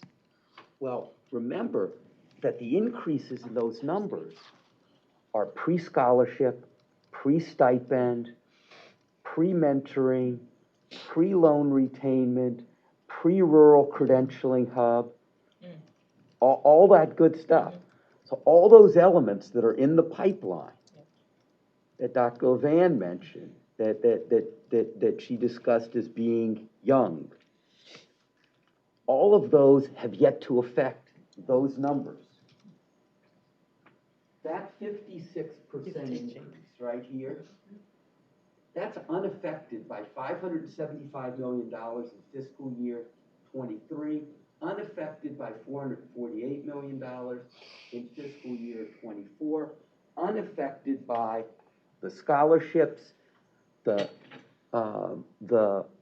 student teacher stipends, the loan repayments, the $50 million in mentoring. there's an enormous amount of financial investment that is going to bend those numbers. That bending took place pre that funding. That bending took place for years with people drumbeating around the profession, with people drumbeating around proud Michigan educator and future proud Michigan educator, and drumbeating around the power of the profession, the videos, Jen Roble, associated with the profession, the power of teaching, and trying to bring back the profession on a dime. And now we've got a whole lot more funding, thanks to our legislature, thanks to our governor, thanks to the work of the department. Those numbers are really going to start to bend, but I think the important piece here is that that's on the recruitment side. In a fashion, that's the beginning of the retention side, right? Because you got to go from being in a program to coming out of a program to being able to be retained in the profession. Does that do some measure of justice to the question? I think there's another piece, if I may interject. So sometimes we like to relegate or separate recruitment and retention, but in the in the real world, it doesn't really work that way, because we're trying to bring people in that are more diverse. And what does that do to the current workforce? It'll retain certain people better, right? So like if I don't have a community in my school, I'm more likely to leave. But if I bring in people who are more like me, then I'm more likely to stay. And so the recruitment efforts do impact the retention efforts. So like the Explore programs and the Grow Your Own Support, the school staff, will impact the mentors that are in the current schools, reinvigorate them, and it's part of a retention process as well. So it's definitely hard to separate truly the two, because they're so inextricably linked. Yeah, that's a really good point. It's hard to be a singleton. It is. It's hard to be one of just a few. You can talk all you want about pushing through and soldiering through. That's lovely language. But at the end of the day, if there's nobody like you in an environment, it is very, very hard. And we can talk about it until we're blue in the face. The reality is better to go and create a more diverse workforce for a more diverse student body. Yeah, I'm sorry, Kate. And I think that is definitely a lot of what I'm asking. I guess the other question is, we have dollar amounts and historic budgets that we're talking about, and educators are saying that they still are not realizing those dollars. I mean, I'm looking at this word non-recurring. I also heard you say that this just started while many of our districts have been feeling the pain of teacher shortage for a long time, and we won't go into the policies and the budgetary or the lack of budget that led to that. So I guess speaking to also to that dichotomy or that mixed message that we have these historic budgets, but there are educators that are still not being paid what they deserve. There's no question, and that is a piece of the issue that we have in the profession with retaining staff. There is a compensation issue, not only in Michigan, but across the country, that affects the ability to retain staff. But we would be overly distilling the problem not to focus on some of the issues around student and staff supports if we only focused on compensation. Not what you're doing, but we have to acknowledge that there are other issues that are affecting retention. My sense of efficacy in a large classroom, my sense of efficacy in a classroom where I don't have support for a child, little Mikey, who perhaps isn't as well behaved as he needs to be, or is a chair thrower, or. So I think a lot of this is about student and staff support. I think a lot of this is about compensation. I think a lot of this is about teachers finding that they've become a part of a profession that's a little bit of a lightning rod. And I can remember speaking with teachers in my teacher advisory council who said, you know, we didn't necessarily sign up for you know, public battles. And I said, I get that, but unfortunately, that's where public education is. And it's not that everybody has to fight those battles, but certainly some people have to fight those battles to make for better public education, because public education needs to improve without doubt. And I'll just say this one last thing, and I promise to let it go, is that you talk about making sure that educators have a supportive environment. And one of the big pieces is if they cannot understand why they're hearing these messages in the newspaper, we're talking about historic budgets, but they're still not realizing that. And that drives a wedge. And I would imagine would also drive them out of the classroom, or some. So just thinking through, you know, how do we explain, yes, historical budgets, but yes, historical problems. And I use, you know, if somebody drops a brick on your foot and they take it off, the bones just don't go back together right away. There's some healing that has to be done and some other things, but just thinking through that. Thank you. I think that's well put. Thank you very much. Ms. Lipton. Thank you. I just have a couple of specific questions. On slide number 7, I think that's a really helpful slide in terms of showing the decline, which anecdotally I'll note that the decline in teacher preparation enrollment does seem to track pretty closely with some of the most drastic cuts that the state made to public education. I recall a $512 per pupil cut in the 2010-2011 budget, which was, at least when I served on appropriations, that was the largest cut, the largest per pupil cut in the history of the state of Michigan. So it's not surprising that that we would see such a marked drop. It is encouraging to see the increase, no doubt. My question to you all is, do we have any idea what the sweet spot is? We're talking about declines, and then we're also talking about rebounds, but at least when I was in the legislature, there was some talk that historically Michigan was known as a teacher exporter. And now, of course, we have this huge shortage. I'm just wondering, do we know what the right amount is in terms of what we should at least be striving toward in terms of No. incoming teachers versus No, we don't, because it turns on the leaks in the pipeline. Right. And so if there are fewer leaks, if there's a lower percentage of leaks, then you have to produce fewer teachers on the front end. If there continue to be substantial leaks on the back end, you have to produce more on the front end. Right. So we're not going to have an understanding of volume until so much is in flux, particularly with the leaky back end of the pipeline.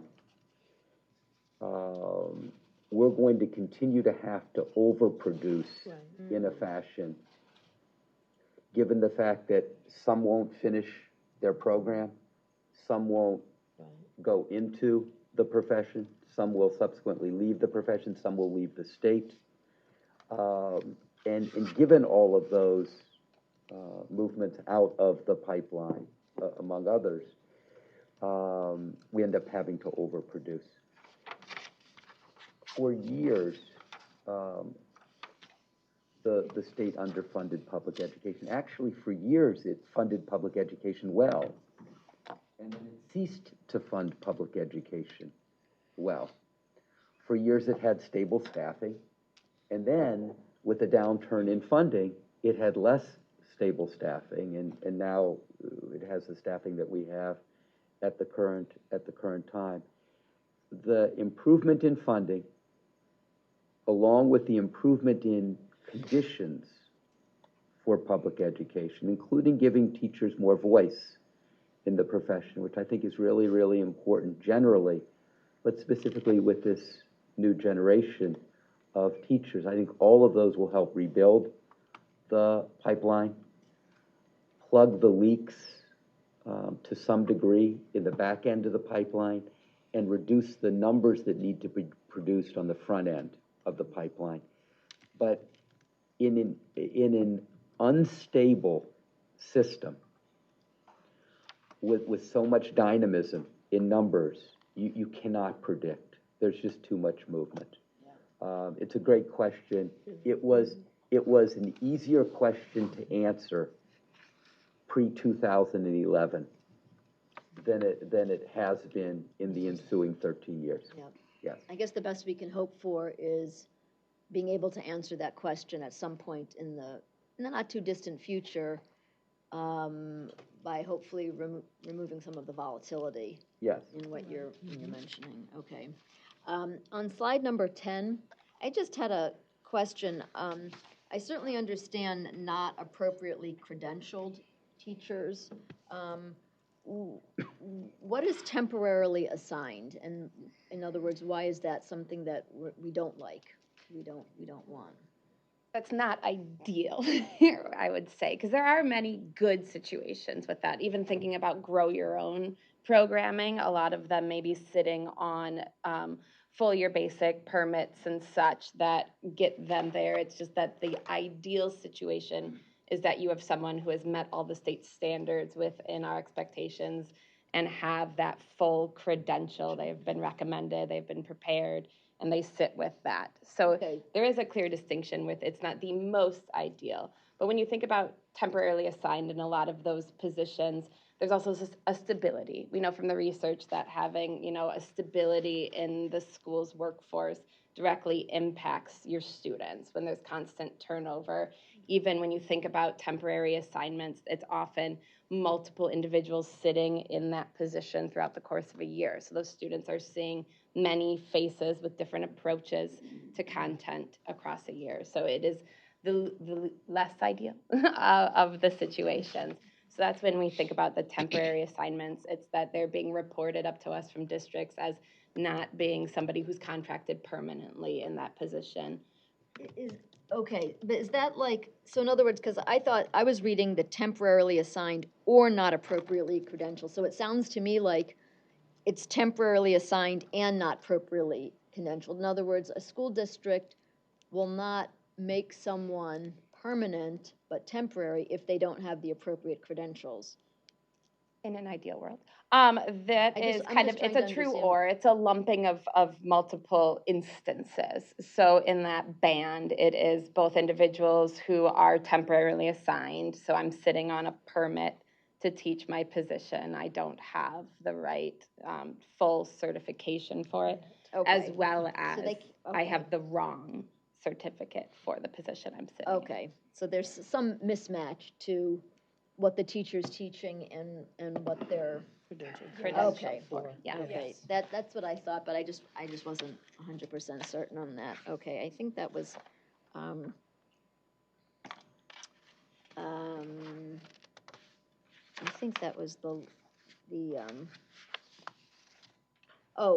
and on slide number 20, when we're talking about My Future Educator Fellowship,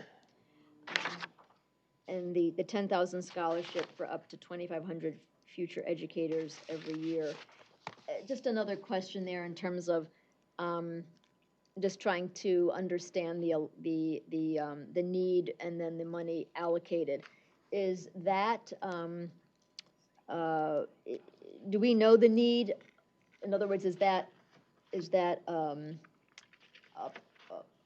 fraction of the money that we think that we need? Should we really be looking at scholarships for 5,000 future in other words, is there some logic to that number 2,500? Yeah, that's a great question. When we proposed this one, we took the estimates of the numbers of the educators going through preparation programs. Okay, And so we tried to figure out how many people would actually need this type of programming. okay. And then the okay. same with the stipends. How many educators are going through student teaching at a point, and so how many would need this student teaching stipend? And so that's how we came up with numbers. For that, okay, that's awesome. And it looks like, obviously, at least in terms of the 23, 24, pretty darn close, 1,931. Yeah, we're interested to That, see how the rest of the year goes. There is a reserve pot of money in case additional stipends or scholarships are needed. And so we'll see how that comes out. Again, Treasury is monitoring, and we're working closely with Treasury. That's awesome.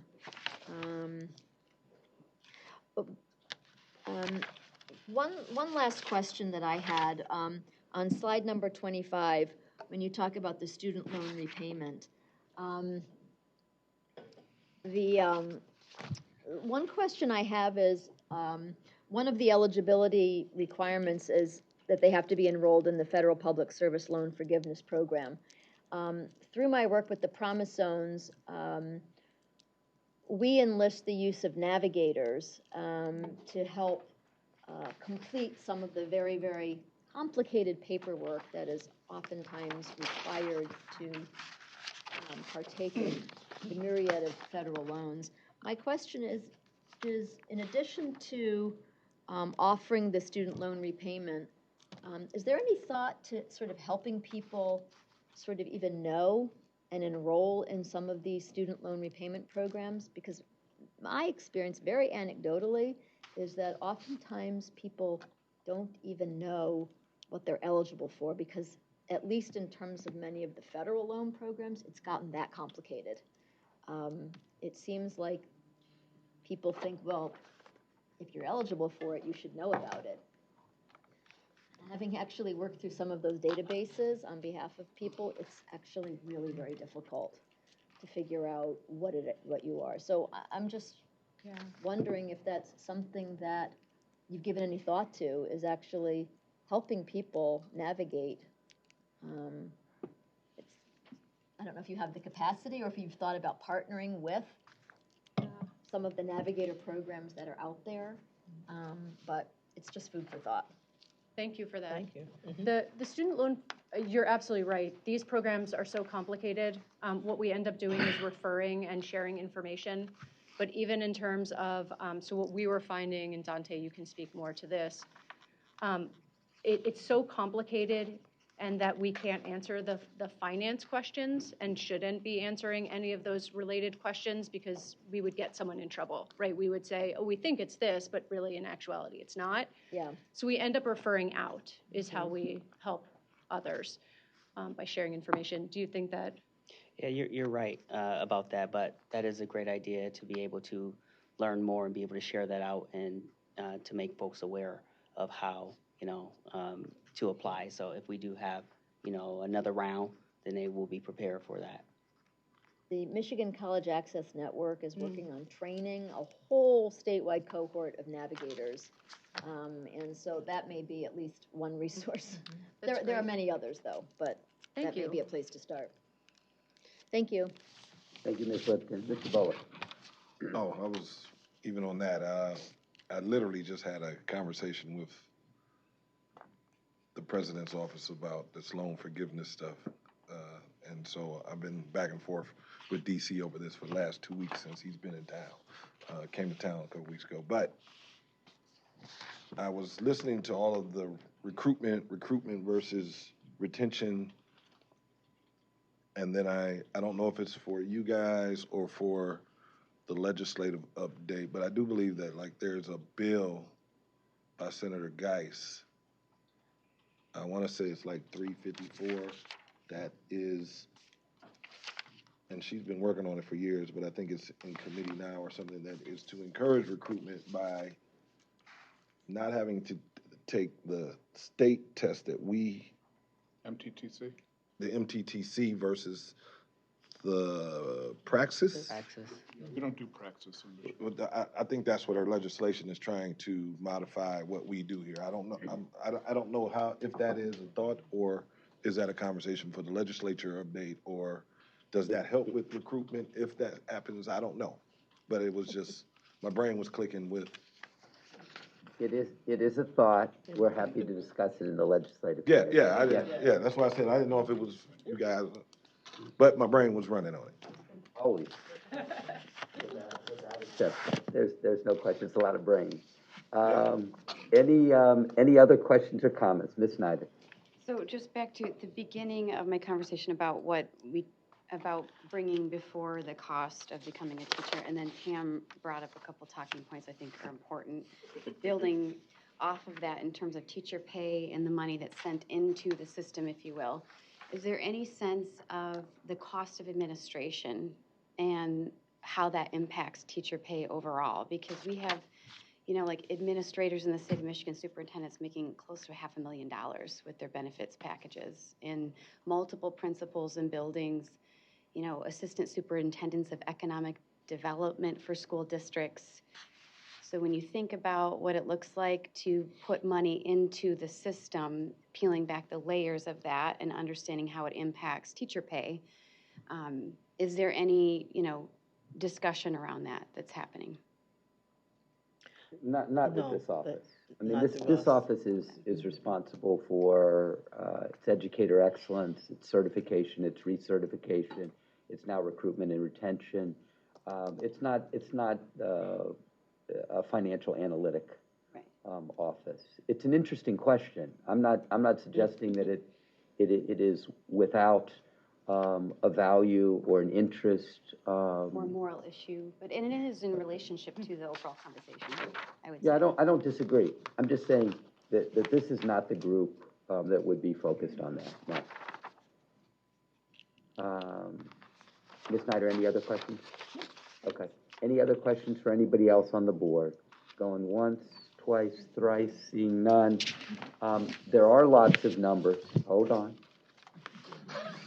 There are lots of numbers because the issue is complex. There are lots of programs because the rectification of the issue is complex. The Grow Your Own program's impact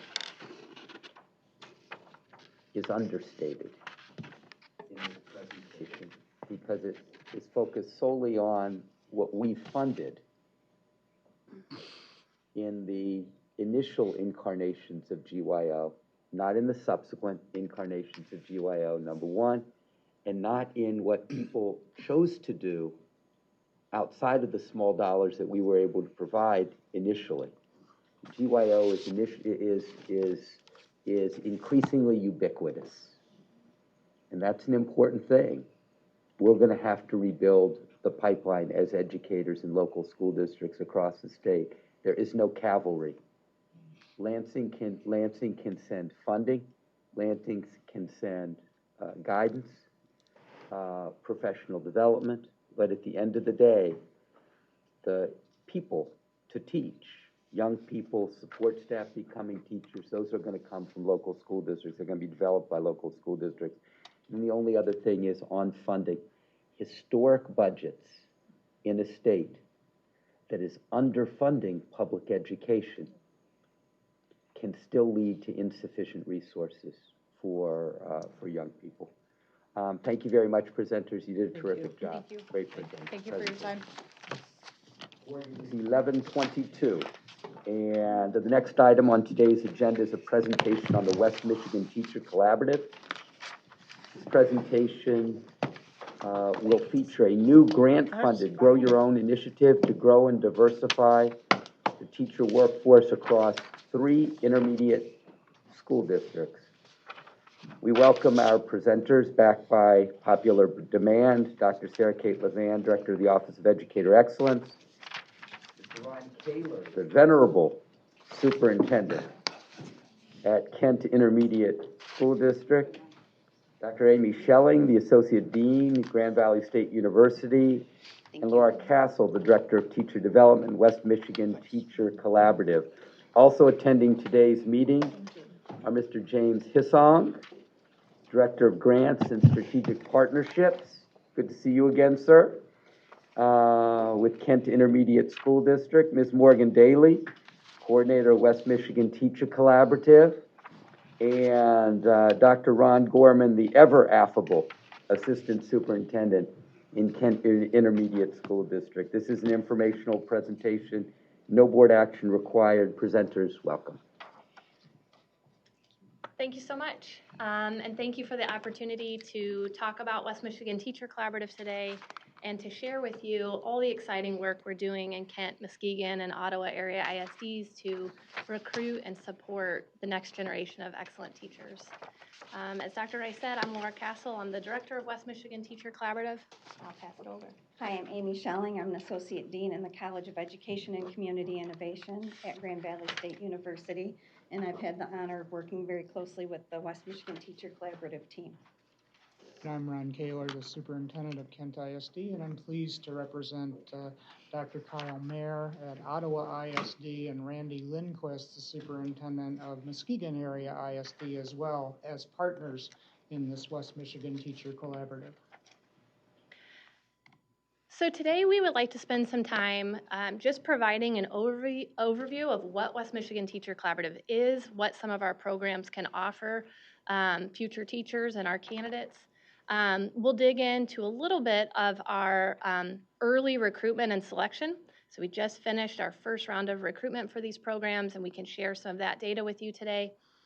We want to talk about the experience we're planning for our candidates and how we're preparing them to be excellent teachers.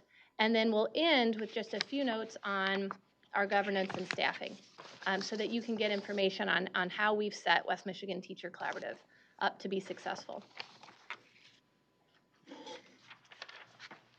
So West Michigan Teacher Collaborative is an initiative in partnership with Kent, Ottawa, and Muskegon area ISDs, the local districts within them, and Grand Valley State University. And our goal is to make sure that all students in Kent, Muskegon, and Ottawa have access to an excellent teacher. And we're also trying to serve as a model for what excellent teacher preparation can look like in the region. Okay. One of the things I want to point out is West Michigan Teacher Collaborative is a true partnership, and you're going to hear that throughout the presentation today. We're really pulling on the strengths of our local districts, of our ISDs, and of our university partner to make sure that we're preparing great teachers for our region. So our work, before we dig in, was made possible by the 27B Grow Your Own grant. We received $21 million to launch this work. And as you guys know from the presentation this morning, that was a competitive grant process.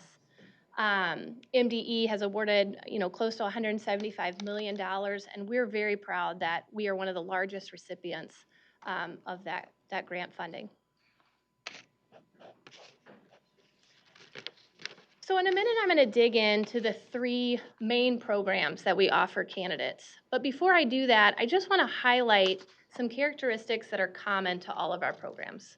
Some things that you're going to notice about us, and I think really set us apart. So the first thing you're going to notice is West Michigan Teacher Collaborative is truly collaborative. And it's collaborative in two main ways. First, at an organizational level.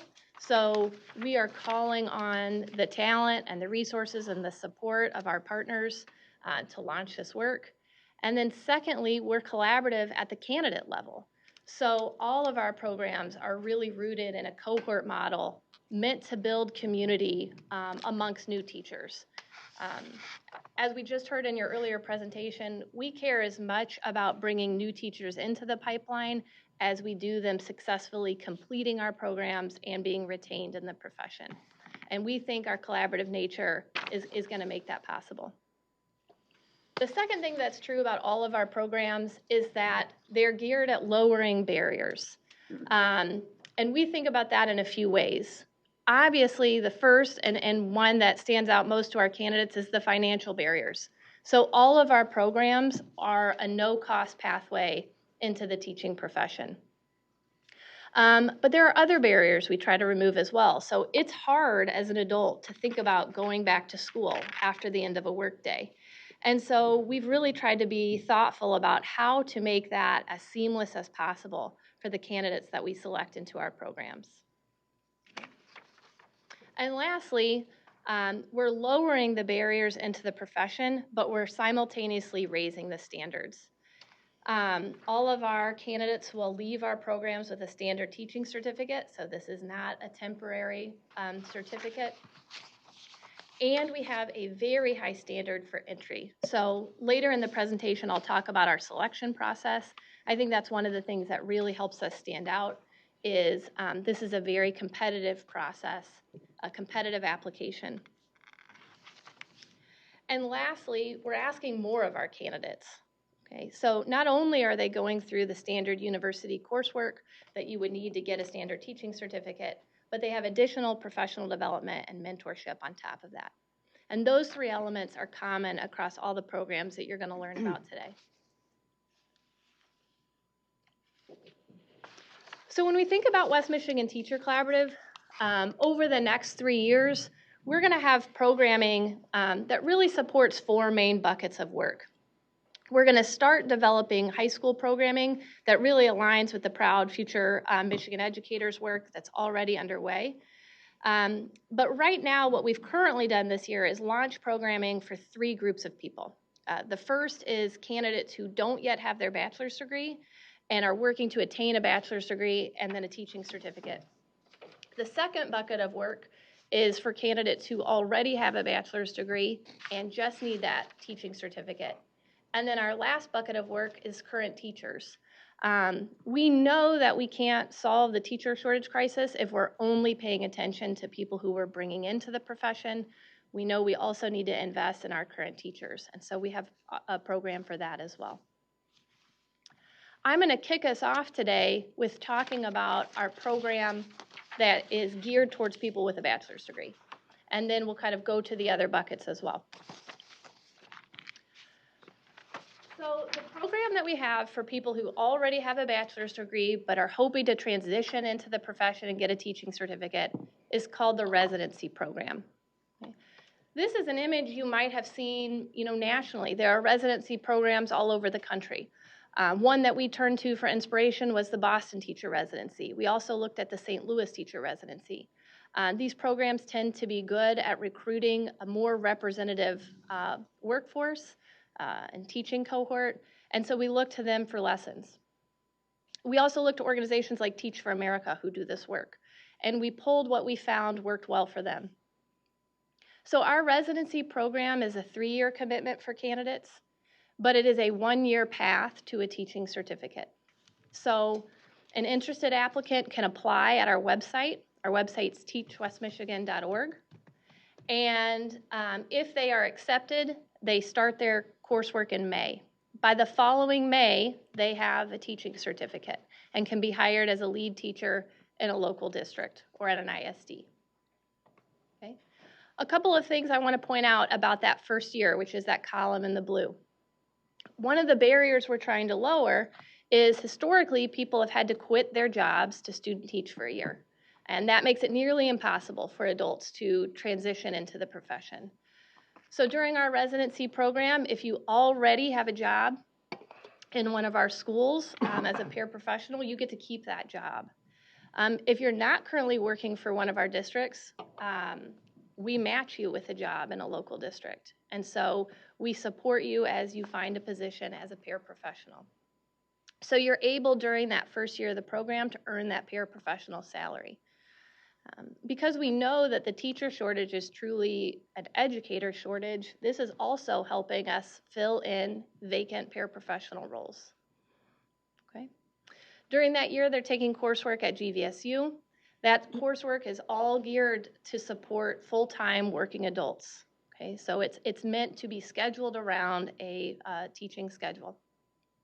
And then in addition to that, our candidates have a summer institute to prepare them for their work in the classroom, and they also come to West Michigan Teacher Collaborative each month for a full day of additional professional development. Okay. Not only is this a completely no-cost pathway, so we cover all the tuition and the books and the fees, but they also have access to a $20,000 living stipend during that residency year. And that $20,000 stipend is meant to acknowledge the additional work they're putting in to transition into the profession, the additional professional development, and to support that transition for them. One of the other barriers we've really been thoughtful about is oftentimes Grow Your Own programs rely on tuition reimbursement. Our candidates don't have to front the money. Their bill comes directly from GVSU to West Michigan Teacher Collaborative, and that is paid for them. And that's even true for things like books. They can walk into the GVSU bookstore or order books online, and they don't pay that money and wait for reimbursement. Okay. After their first year in the residency, they can be hired as a lead teacher. During year 2, that would be an opportunity for them to pursue additional credentials like a special education certificate or start literacy studies if they wanted to. They continue to come to West Michigan Teacher Collaborative for additional professional development because as Dr. Rice said earlier, we know that getting a job as a lead teacher and being ready for a job as a lead teacher are 2 different things, and so we know they'll need continued support through that second year. And then by the end of their 3rd year, their commitment is fulfilled to us, and they are now eligible to serve as a mentor teacher and feed back into our pipeline to support people who are earlier on in their journey with us.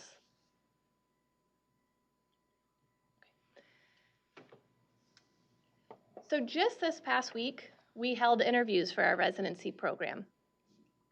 And we had a very short recruitment window. We started recruiting for this program in mid-September, and we accepted applications for, from October through mid-November. We had 263 people apply to this program across Ottawa, Kent, and Muskegon. And of those 263 people, we interviewed 80 last week. And we will select around 50 in the coming week. They'll be getting their acceptance letters into the program. Okay. One row that I want to point out on this chart is you'll notice a row that says non-district. That's 121 people who are not currently working in our schools who want to work in our schools. And so they've applied to West Michigan Teacher Collaborative in hopes of getting support towards their teaching certificate and in hopes of being matched with a paraprofessional job in one of our local districts.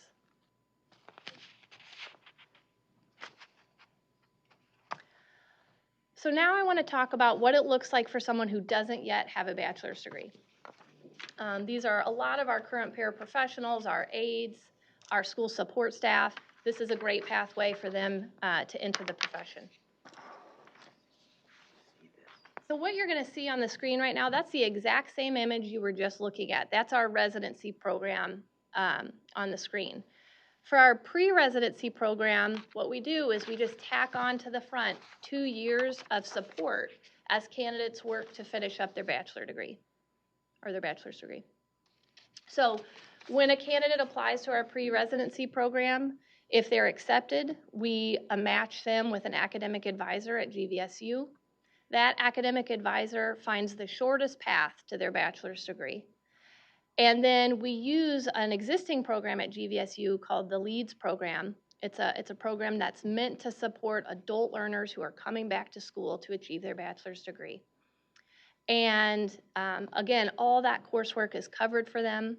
We help them find a job in a local school if they don't already have one. They could work as an aide, a substitute, or a paraprofessional during that pre-residency period.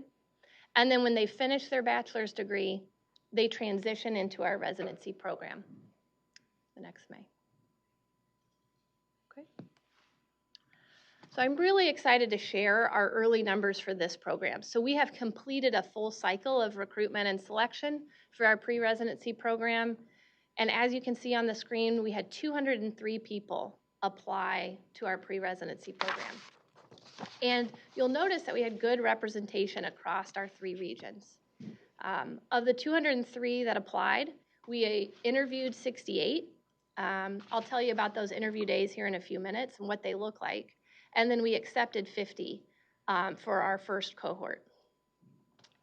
Those 50 candidates have all successfully enrolled at classes at GVSU. So they are in their first couple classes of completing their bachelor's degree. They're all on slightly different tracks because we accept people who are coming in with anywhere from 30 hours all the way to 100 college credits. And so we've charted the shortest path for them, and they're well on their way.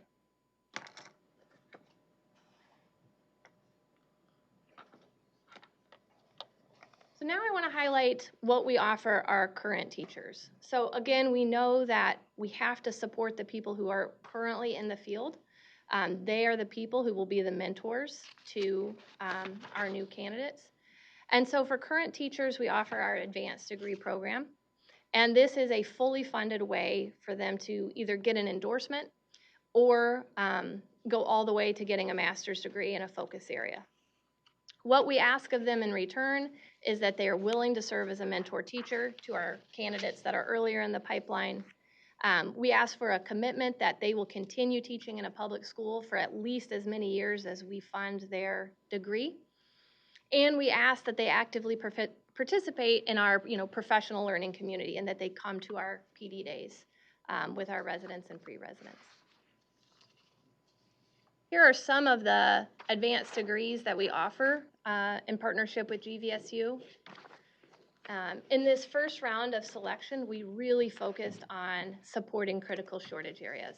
So ASD, specific learning disabilities, and cognitive impairment, because we know those are where the shortages are felt most severely. A few other degrees that we offer, a focus in early childhood, counseling, and literacy studies. So for our advanced degree program, we've already completed a cycle of selections. Again, we had 200 people apply to this program. And I hope what you're noticing is across our 3 programs, there's a high level of interest given the very short window of time we had to recruit. And I think that speaks to the fact that there are people out there who really want to teach. There's this myth that people don't want to be teachers. And what we have been pleasantly surprised by this year is that people feel very passionately that they would love to be a teacher. They just need a pathway to make it happen. So 200 applied. We accepted 19 for January. And that was a small number simply because of our time frame to get people enrolled and started. And then we are interviewing an additional 38 for a May start. Of that 38, we're pleased to share that 20 of those candidates are interested in pursuing a master's degree in autism spectrum disorder, which at least in Kent County is one of our most severe critical shortage areas.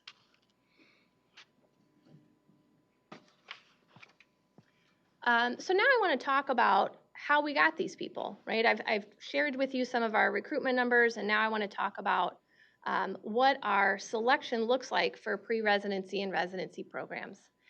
And I think that this is one of the things that really makes us special and makes us stand out. Again, we're raising the standard here on the teaching profession. So here's what it looks like. If you're an interested candidate, you can go to our website, teachwestmichigan.org, and you can apply there. That alone is removing a major barrier for our local districts. Right now, a lot of local districts are managing tuition reimbursement, helping their teachers be matched with the right program. And we've kind of removed that workload from the local districts to better serve them. So candidates apply, and our first step is to ask, are you already working at one of our schools? If the answer is yes, we call that school district, and we have a phone call with them to learn about this candidate and see if this candidate had a teaching certificate, would you actually want to hire them? Is this a person that you believe could be a great teacher? If the answer to that is yes, and you've submitted, an essay that meets our rubric standards, and you've communicated your commitment to the profession through that, you're invited to an interview day. Okay. So last week we had 2 interview days. We interviewed 80 people over those 2 days. When you're invited to an interview day, you prepare for 3 main activities. Okay? This is a process that largely mimics how the Boston Teacher Residency selects its candidates, how St. Louis selects their candidates, and how Teach for America selects their candidates. So you come for the day and you prepare a mini lesson. So you teach a 10-minute mini lesson in front of a group of other people who are there interviewing. So we break the group of 40 up into groups of 10. Each group of 10 goes with 2 selection committee members, and you present a mini lesson to your peers on interview day. You get feedback on that mini lesson to see how you respond to that feedback, and then you get a chance to write about what you would do differently if you got to teach that mini lesson again. This gives us insight into someone's potential to be a teacher. At this point, we're not looking for, are they the best teacher ever? We're looking for, did they prepare? Are they reflective? Do they connect with the audience? Will they connect with students? We're really looking for potential here. The second part of the day, they participate in a group problem-solving conversation. So we give them a dilemma about a student, and we ask them to work as a group to design an intervention that would serve this student and support this student. Again, we're looking here for someone's potential to be a teacher. Do they maintain an asset-based mindset about the student? Do they communicate high expectations for the student and their family and their community? Do they stay solutions-oriented? The other thing we can learn through the group problem-solving activity is, are they inclusive of everyone's voice at the table? Are they able to manage multiple perspectives? These are the softer skills that we know are so important for a teacher's success. And then lastly, on the interview day, they participate in a one-on-one interview. And this is their opportunity to talk to our selection committee and share why they want to be a teacher and why West Michigan Teacher Collaborative is the right path for them. That whole day is rated on a rubric by our selection committee. And I'm really proud to say that our selection committee, represents education leaders and community leaders across West Michigan. So we have HR leaders, superintendents, local principals serve on that committee to help us select our teachers. One of the things I didn't share earlier is that so often when you talk about teacher prep and teacher recruitment, it can become a finger-pointing game of, if the universities would do a better job preparing our teachers, we'd be good. And then the universities will say, well, if the school districts did a better job supporting our teachers, we'd be good. And what West Michigan Teacher Collaborative really says, and we try to model in every process we have, is it takes all of us, and we should all be at the table. And so our selection committee really embodies that. It's members of GVSU faculty, it's principals, it's superintendents, it's HR leaders. We're all coming together to select the teachers that we will support. So that rubric I mentioned, it rates people in 5 main domains. And again, we really look to other organizations that do this work nationally to design this rubric. And it's looking for a candidate's potential to be a teacher. So there are elements of the rubric that get into a teacher's academic ability. Do we believe that you can successfully pass the MTTC test in your content area? Do we believe that you can successfully teach writing to a 6th grader? Those are the sorts of things that we're looking at there. In terms of commitment, are you committed to the profession? There's a difference between someone who talks about trying teaching out and someone who talks about teaching as a profession they want to dedicate their life to. And we're really looking to support the people who see it as a serious profession to dedicate themselves to. And then also within commitment, are you committed to a community? Do you feel a strong tie to the community you serve? Do you talk about teaching through the lens of service to community? The third thing we look for is expectations. Do you have high expectations for yourself? Did you come to this interview day well prepared? And do you have high expectations for students and families in the communities that you'll dedicate yourself to? That's a really important aspect of our rubric. The fourth thing we look for is your approach to learning. Are you someone who is reflective, a lifelong learner? Do we have confidence that you're going to engage in the coursework at GVSU and really take what you're learning and apply it in the classroom? And then lastly, we look for perseverance and resourcefulness. Teaching is hard. Those first 2 years of teaching are the hardest, and we want to know that you're the sort of person who's experienced a challenge and can see on the other side of that and make it through. So that's what we look for when we select our candidates. Next week, 50 people will get an acceptance letter to us. they are, that acceptance represents about $45,000 in financial support to their education and their path to teaching. Our pre-residents got their acceptance letters a couple months ago. That represents about $80,000 in financial support. So it is a huge deal to be accepted to West Michigan Teacher Collaborative, and we're excited that excitement is starting to elevate the teaching profession again and make people feel very honored to become a teacher. So of our very first group of accepted candidates, here is just some of our demographic data at a quick glance. We're still collecting some of this data on our candidates, so this is not a final cut. But we're pleased that we're taking a step in the right direction here. So 37% of our accepted candidates identify as a first-generation college student. 30% of our candidates identify as a candidate of color, which is a huge step in the right direction. I think right now in Kent, 44% of our population are people of color, and yet 14% of our teachers are teachers of color. So in our very first cohort, we have already taken a positive step in the right direction for making a more representative workforce for our students.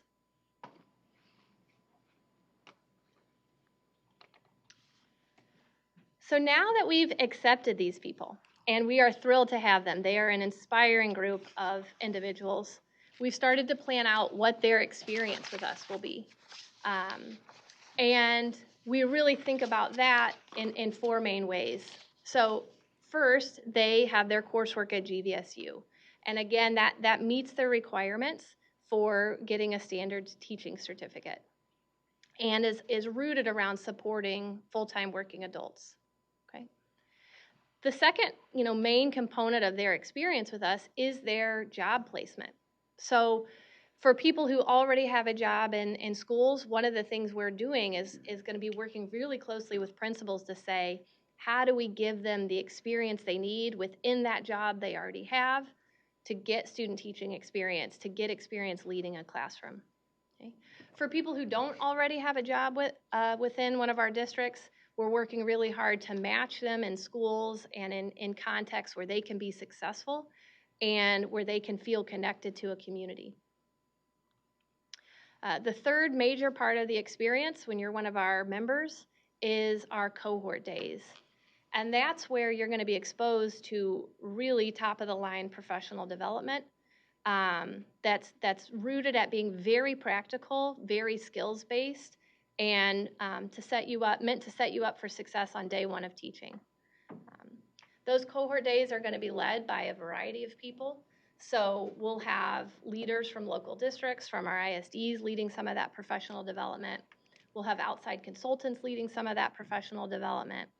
And some of that will actually count towards their college coursework at GVSU. Okay. We really are starting to imagine those cohort days as a year-long classroom management, classroom environment experience, right? So when you talk to most young teachers or teachers early in their career, they often say, I wasn't prepared to successfully create a learning environment or to manage a classroom. And we want to make sure that West Michigan Teacher Collaborative candidates feel very well versed in that. Okay. And then lastly, one of the things we learned about looking at successful grow your own programs nationally is that community is what makes this successful. And specifically, bringing families into this experience can support adults as they, join this profession. So we have a number of milestones and traditions meant to help celebrate and elevate this profession and bring our candidates' families along with them as they go back to school and they achieve a teaching certificate. So that includes an orientation, which for some of our candidates we just had last week, where they came and we fully celebrated the fact that they are new members in this program. We'll have graduation ceremonies when they get their teaching certificate, where their families can come and celebrate that achievement. And we'll have yearly celebrations to kind of mark the milestones of our candidates as they get closer to that teaching certificate.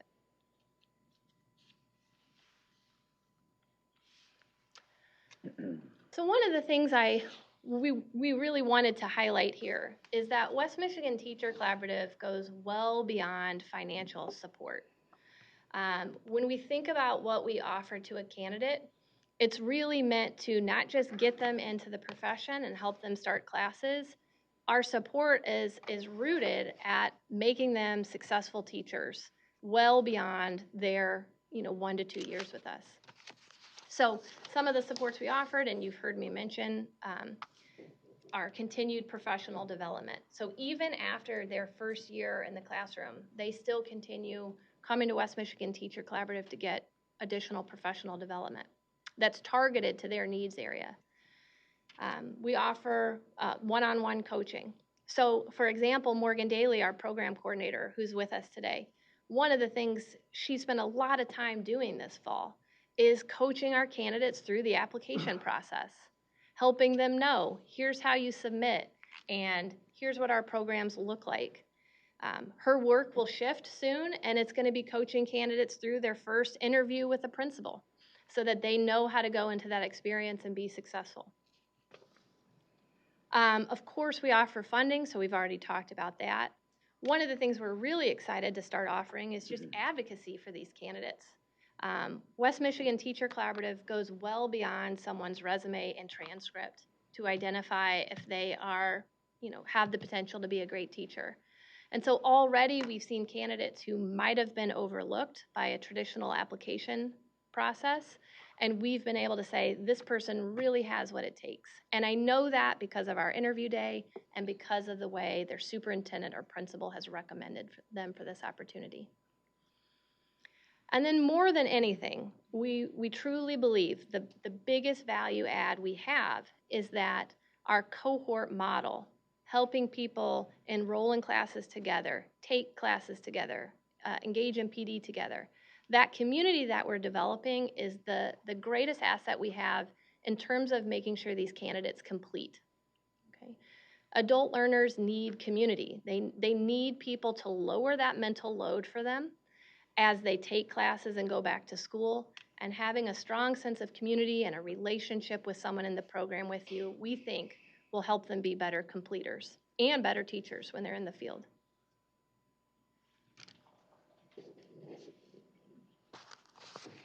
So I want to talk briefly about how we're making this happen. We have 3 main groups that are guiding our work. And I hope what you'll notice is that we're pulling on existing structures. So our advisory board is comprised of local principals, local superintendents. And their role is to really give us feedback on how our processes and programs are supporting people in their districts. So we go to them for advice on what should our selection process look like and what kind of programs would be most beneficial to you. And, for example, Dr. Roby from Grand Rapids Public School is on our advisory board. Andrea Mihal from Holland High School is on our advisory board. They give us very practical on-the-ground feedback on how we're doing. Another committee that guides our work is our program committee. That is largely made up of GVSU faculty and community partners. And they really help me do the on-the-ground planning for what our processes should be so that I can pitch that to the advisory board and say, how would this work? Would this actually be helpful for you? And then lastly, our candidate selection is driven by a selection committee that is very diverse and representative of all the districts in our regions. In terms of staffing, West Michigan Teacher Collaborative is really just staffed by me and Morgan. And that's a pretty amazing thing given the fact that we had well over 600 people apply to us this fall, and we've been able to already accept close to 100 people into our programs and get them started in coursework. But I think that's possible because of the way we're pulling on our other partners. So we work really closely with GVSU faculty. This would not be possible without them. And we work really closely with our local districts.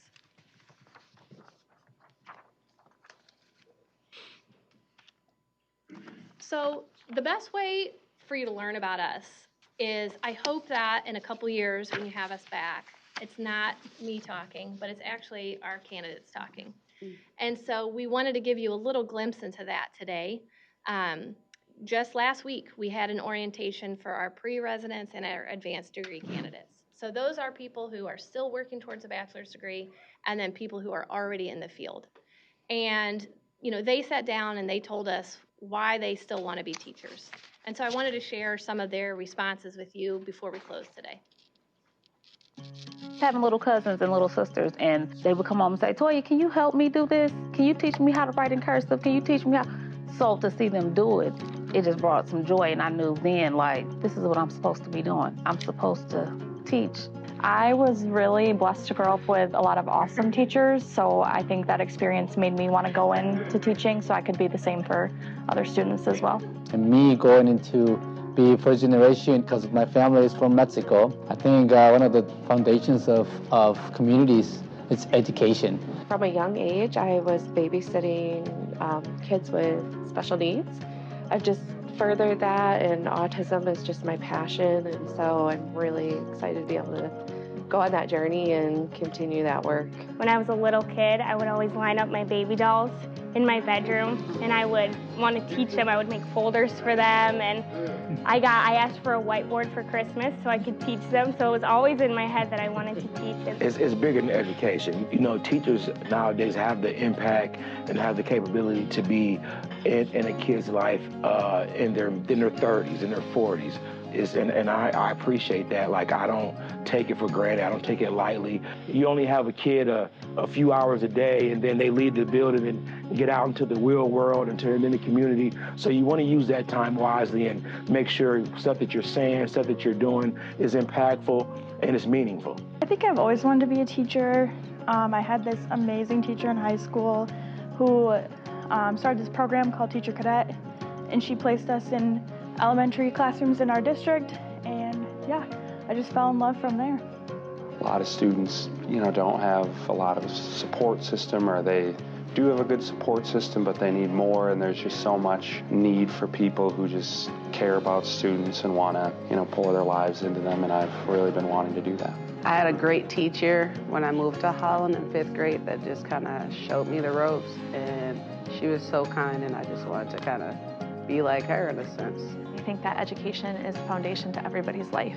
Once my brother was diagnosed with having a cognitive impairment, I decided to pursue special education. So my brother is my biggest inspiration for going into special ed. I just think about the people that I would want to teach my brother. I'm his biggest advocate. It's the big sister, Mama Bear in me, that is his protector, and I want people that really care about him and that want the best for him like I do. I think an impact a great teacher can have is a lot. They can go into teaching themselves. I think that they can really change the world. Things that they learn from me, they can take with them to a lifetime. I always say we're teaching the future generations, and I can't wait to see that.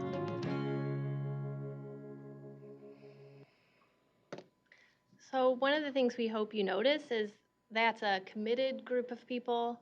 It's an inspiring group of people, and it's a group of people that really represent West Michigan and the best that we have to offer. And so we feel very lucky that we get to support their path into teaching, and we look forward to supporting 300 more individuals over the next 3 years with this program. So thank you so much for the opportunity to share it with you today. Thank you for sharing. We appreciate it. Board members, questions, comments? Thumbs up. Okay, there we go. I have a quick question. Please, Ms. Tilley. And great presentation, thank you.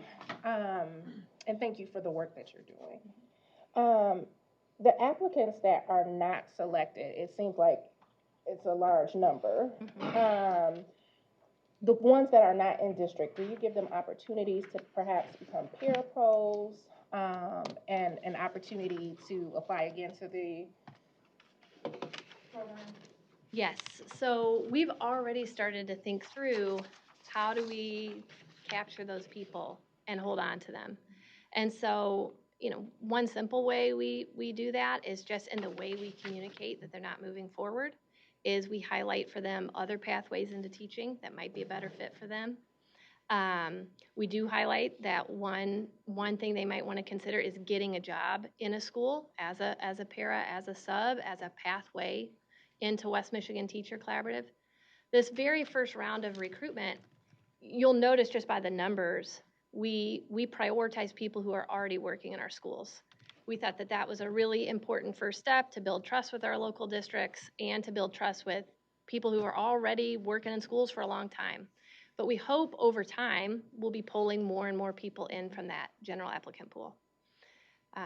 The other thing I would say is, and Morgan can attest to this, is she's having a lot of phone calls right now with people about, I didn't get in, so now what, right? And sometimes the answer is apply again.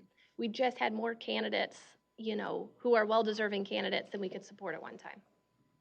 Thank you. Thank you, Ms. Tilley. Ms. Lipton? Could you just go back to slide number 10 on the pre-residency? What we have in our handout is different from what you had on the screen, and so I just wanted to make sure I understand. So you will pay up to 2 years of credits toward their bachelor's degree? Yes, and apologies about that. I'm guessing it's because of the transition on this slide. What we wanted to highlight is that our pre-residency is essentially our residency program, but we add on up to 2 years of support to get their bachelor's degree. So is it fair to say that your best candidates would be perhaps people that already have an associate's degree?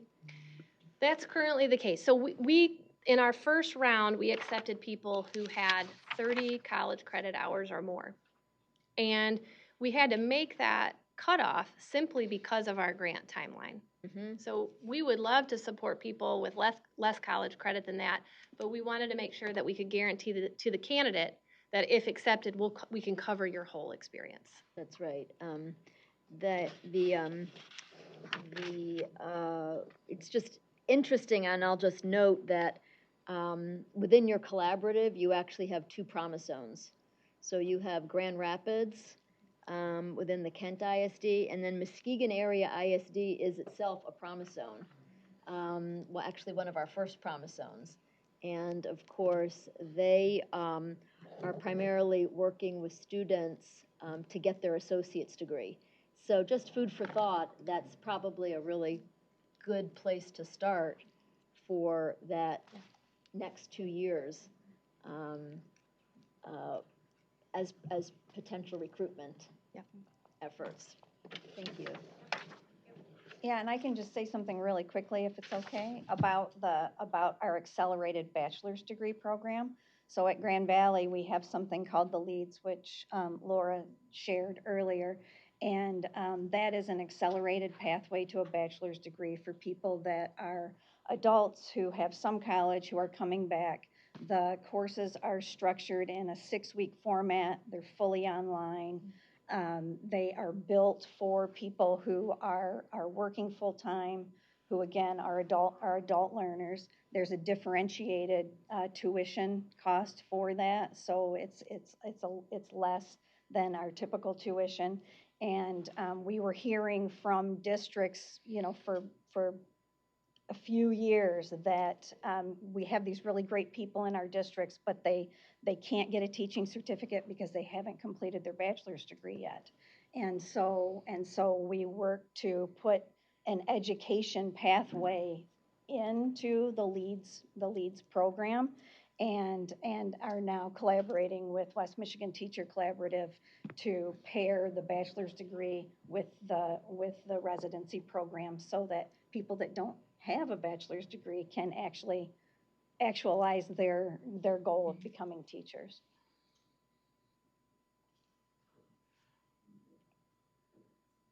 Thank you, Ms. Lipton. Other board member comments or questions? Other board member comments or questions?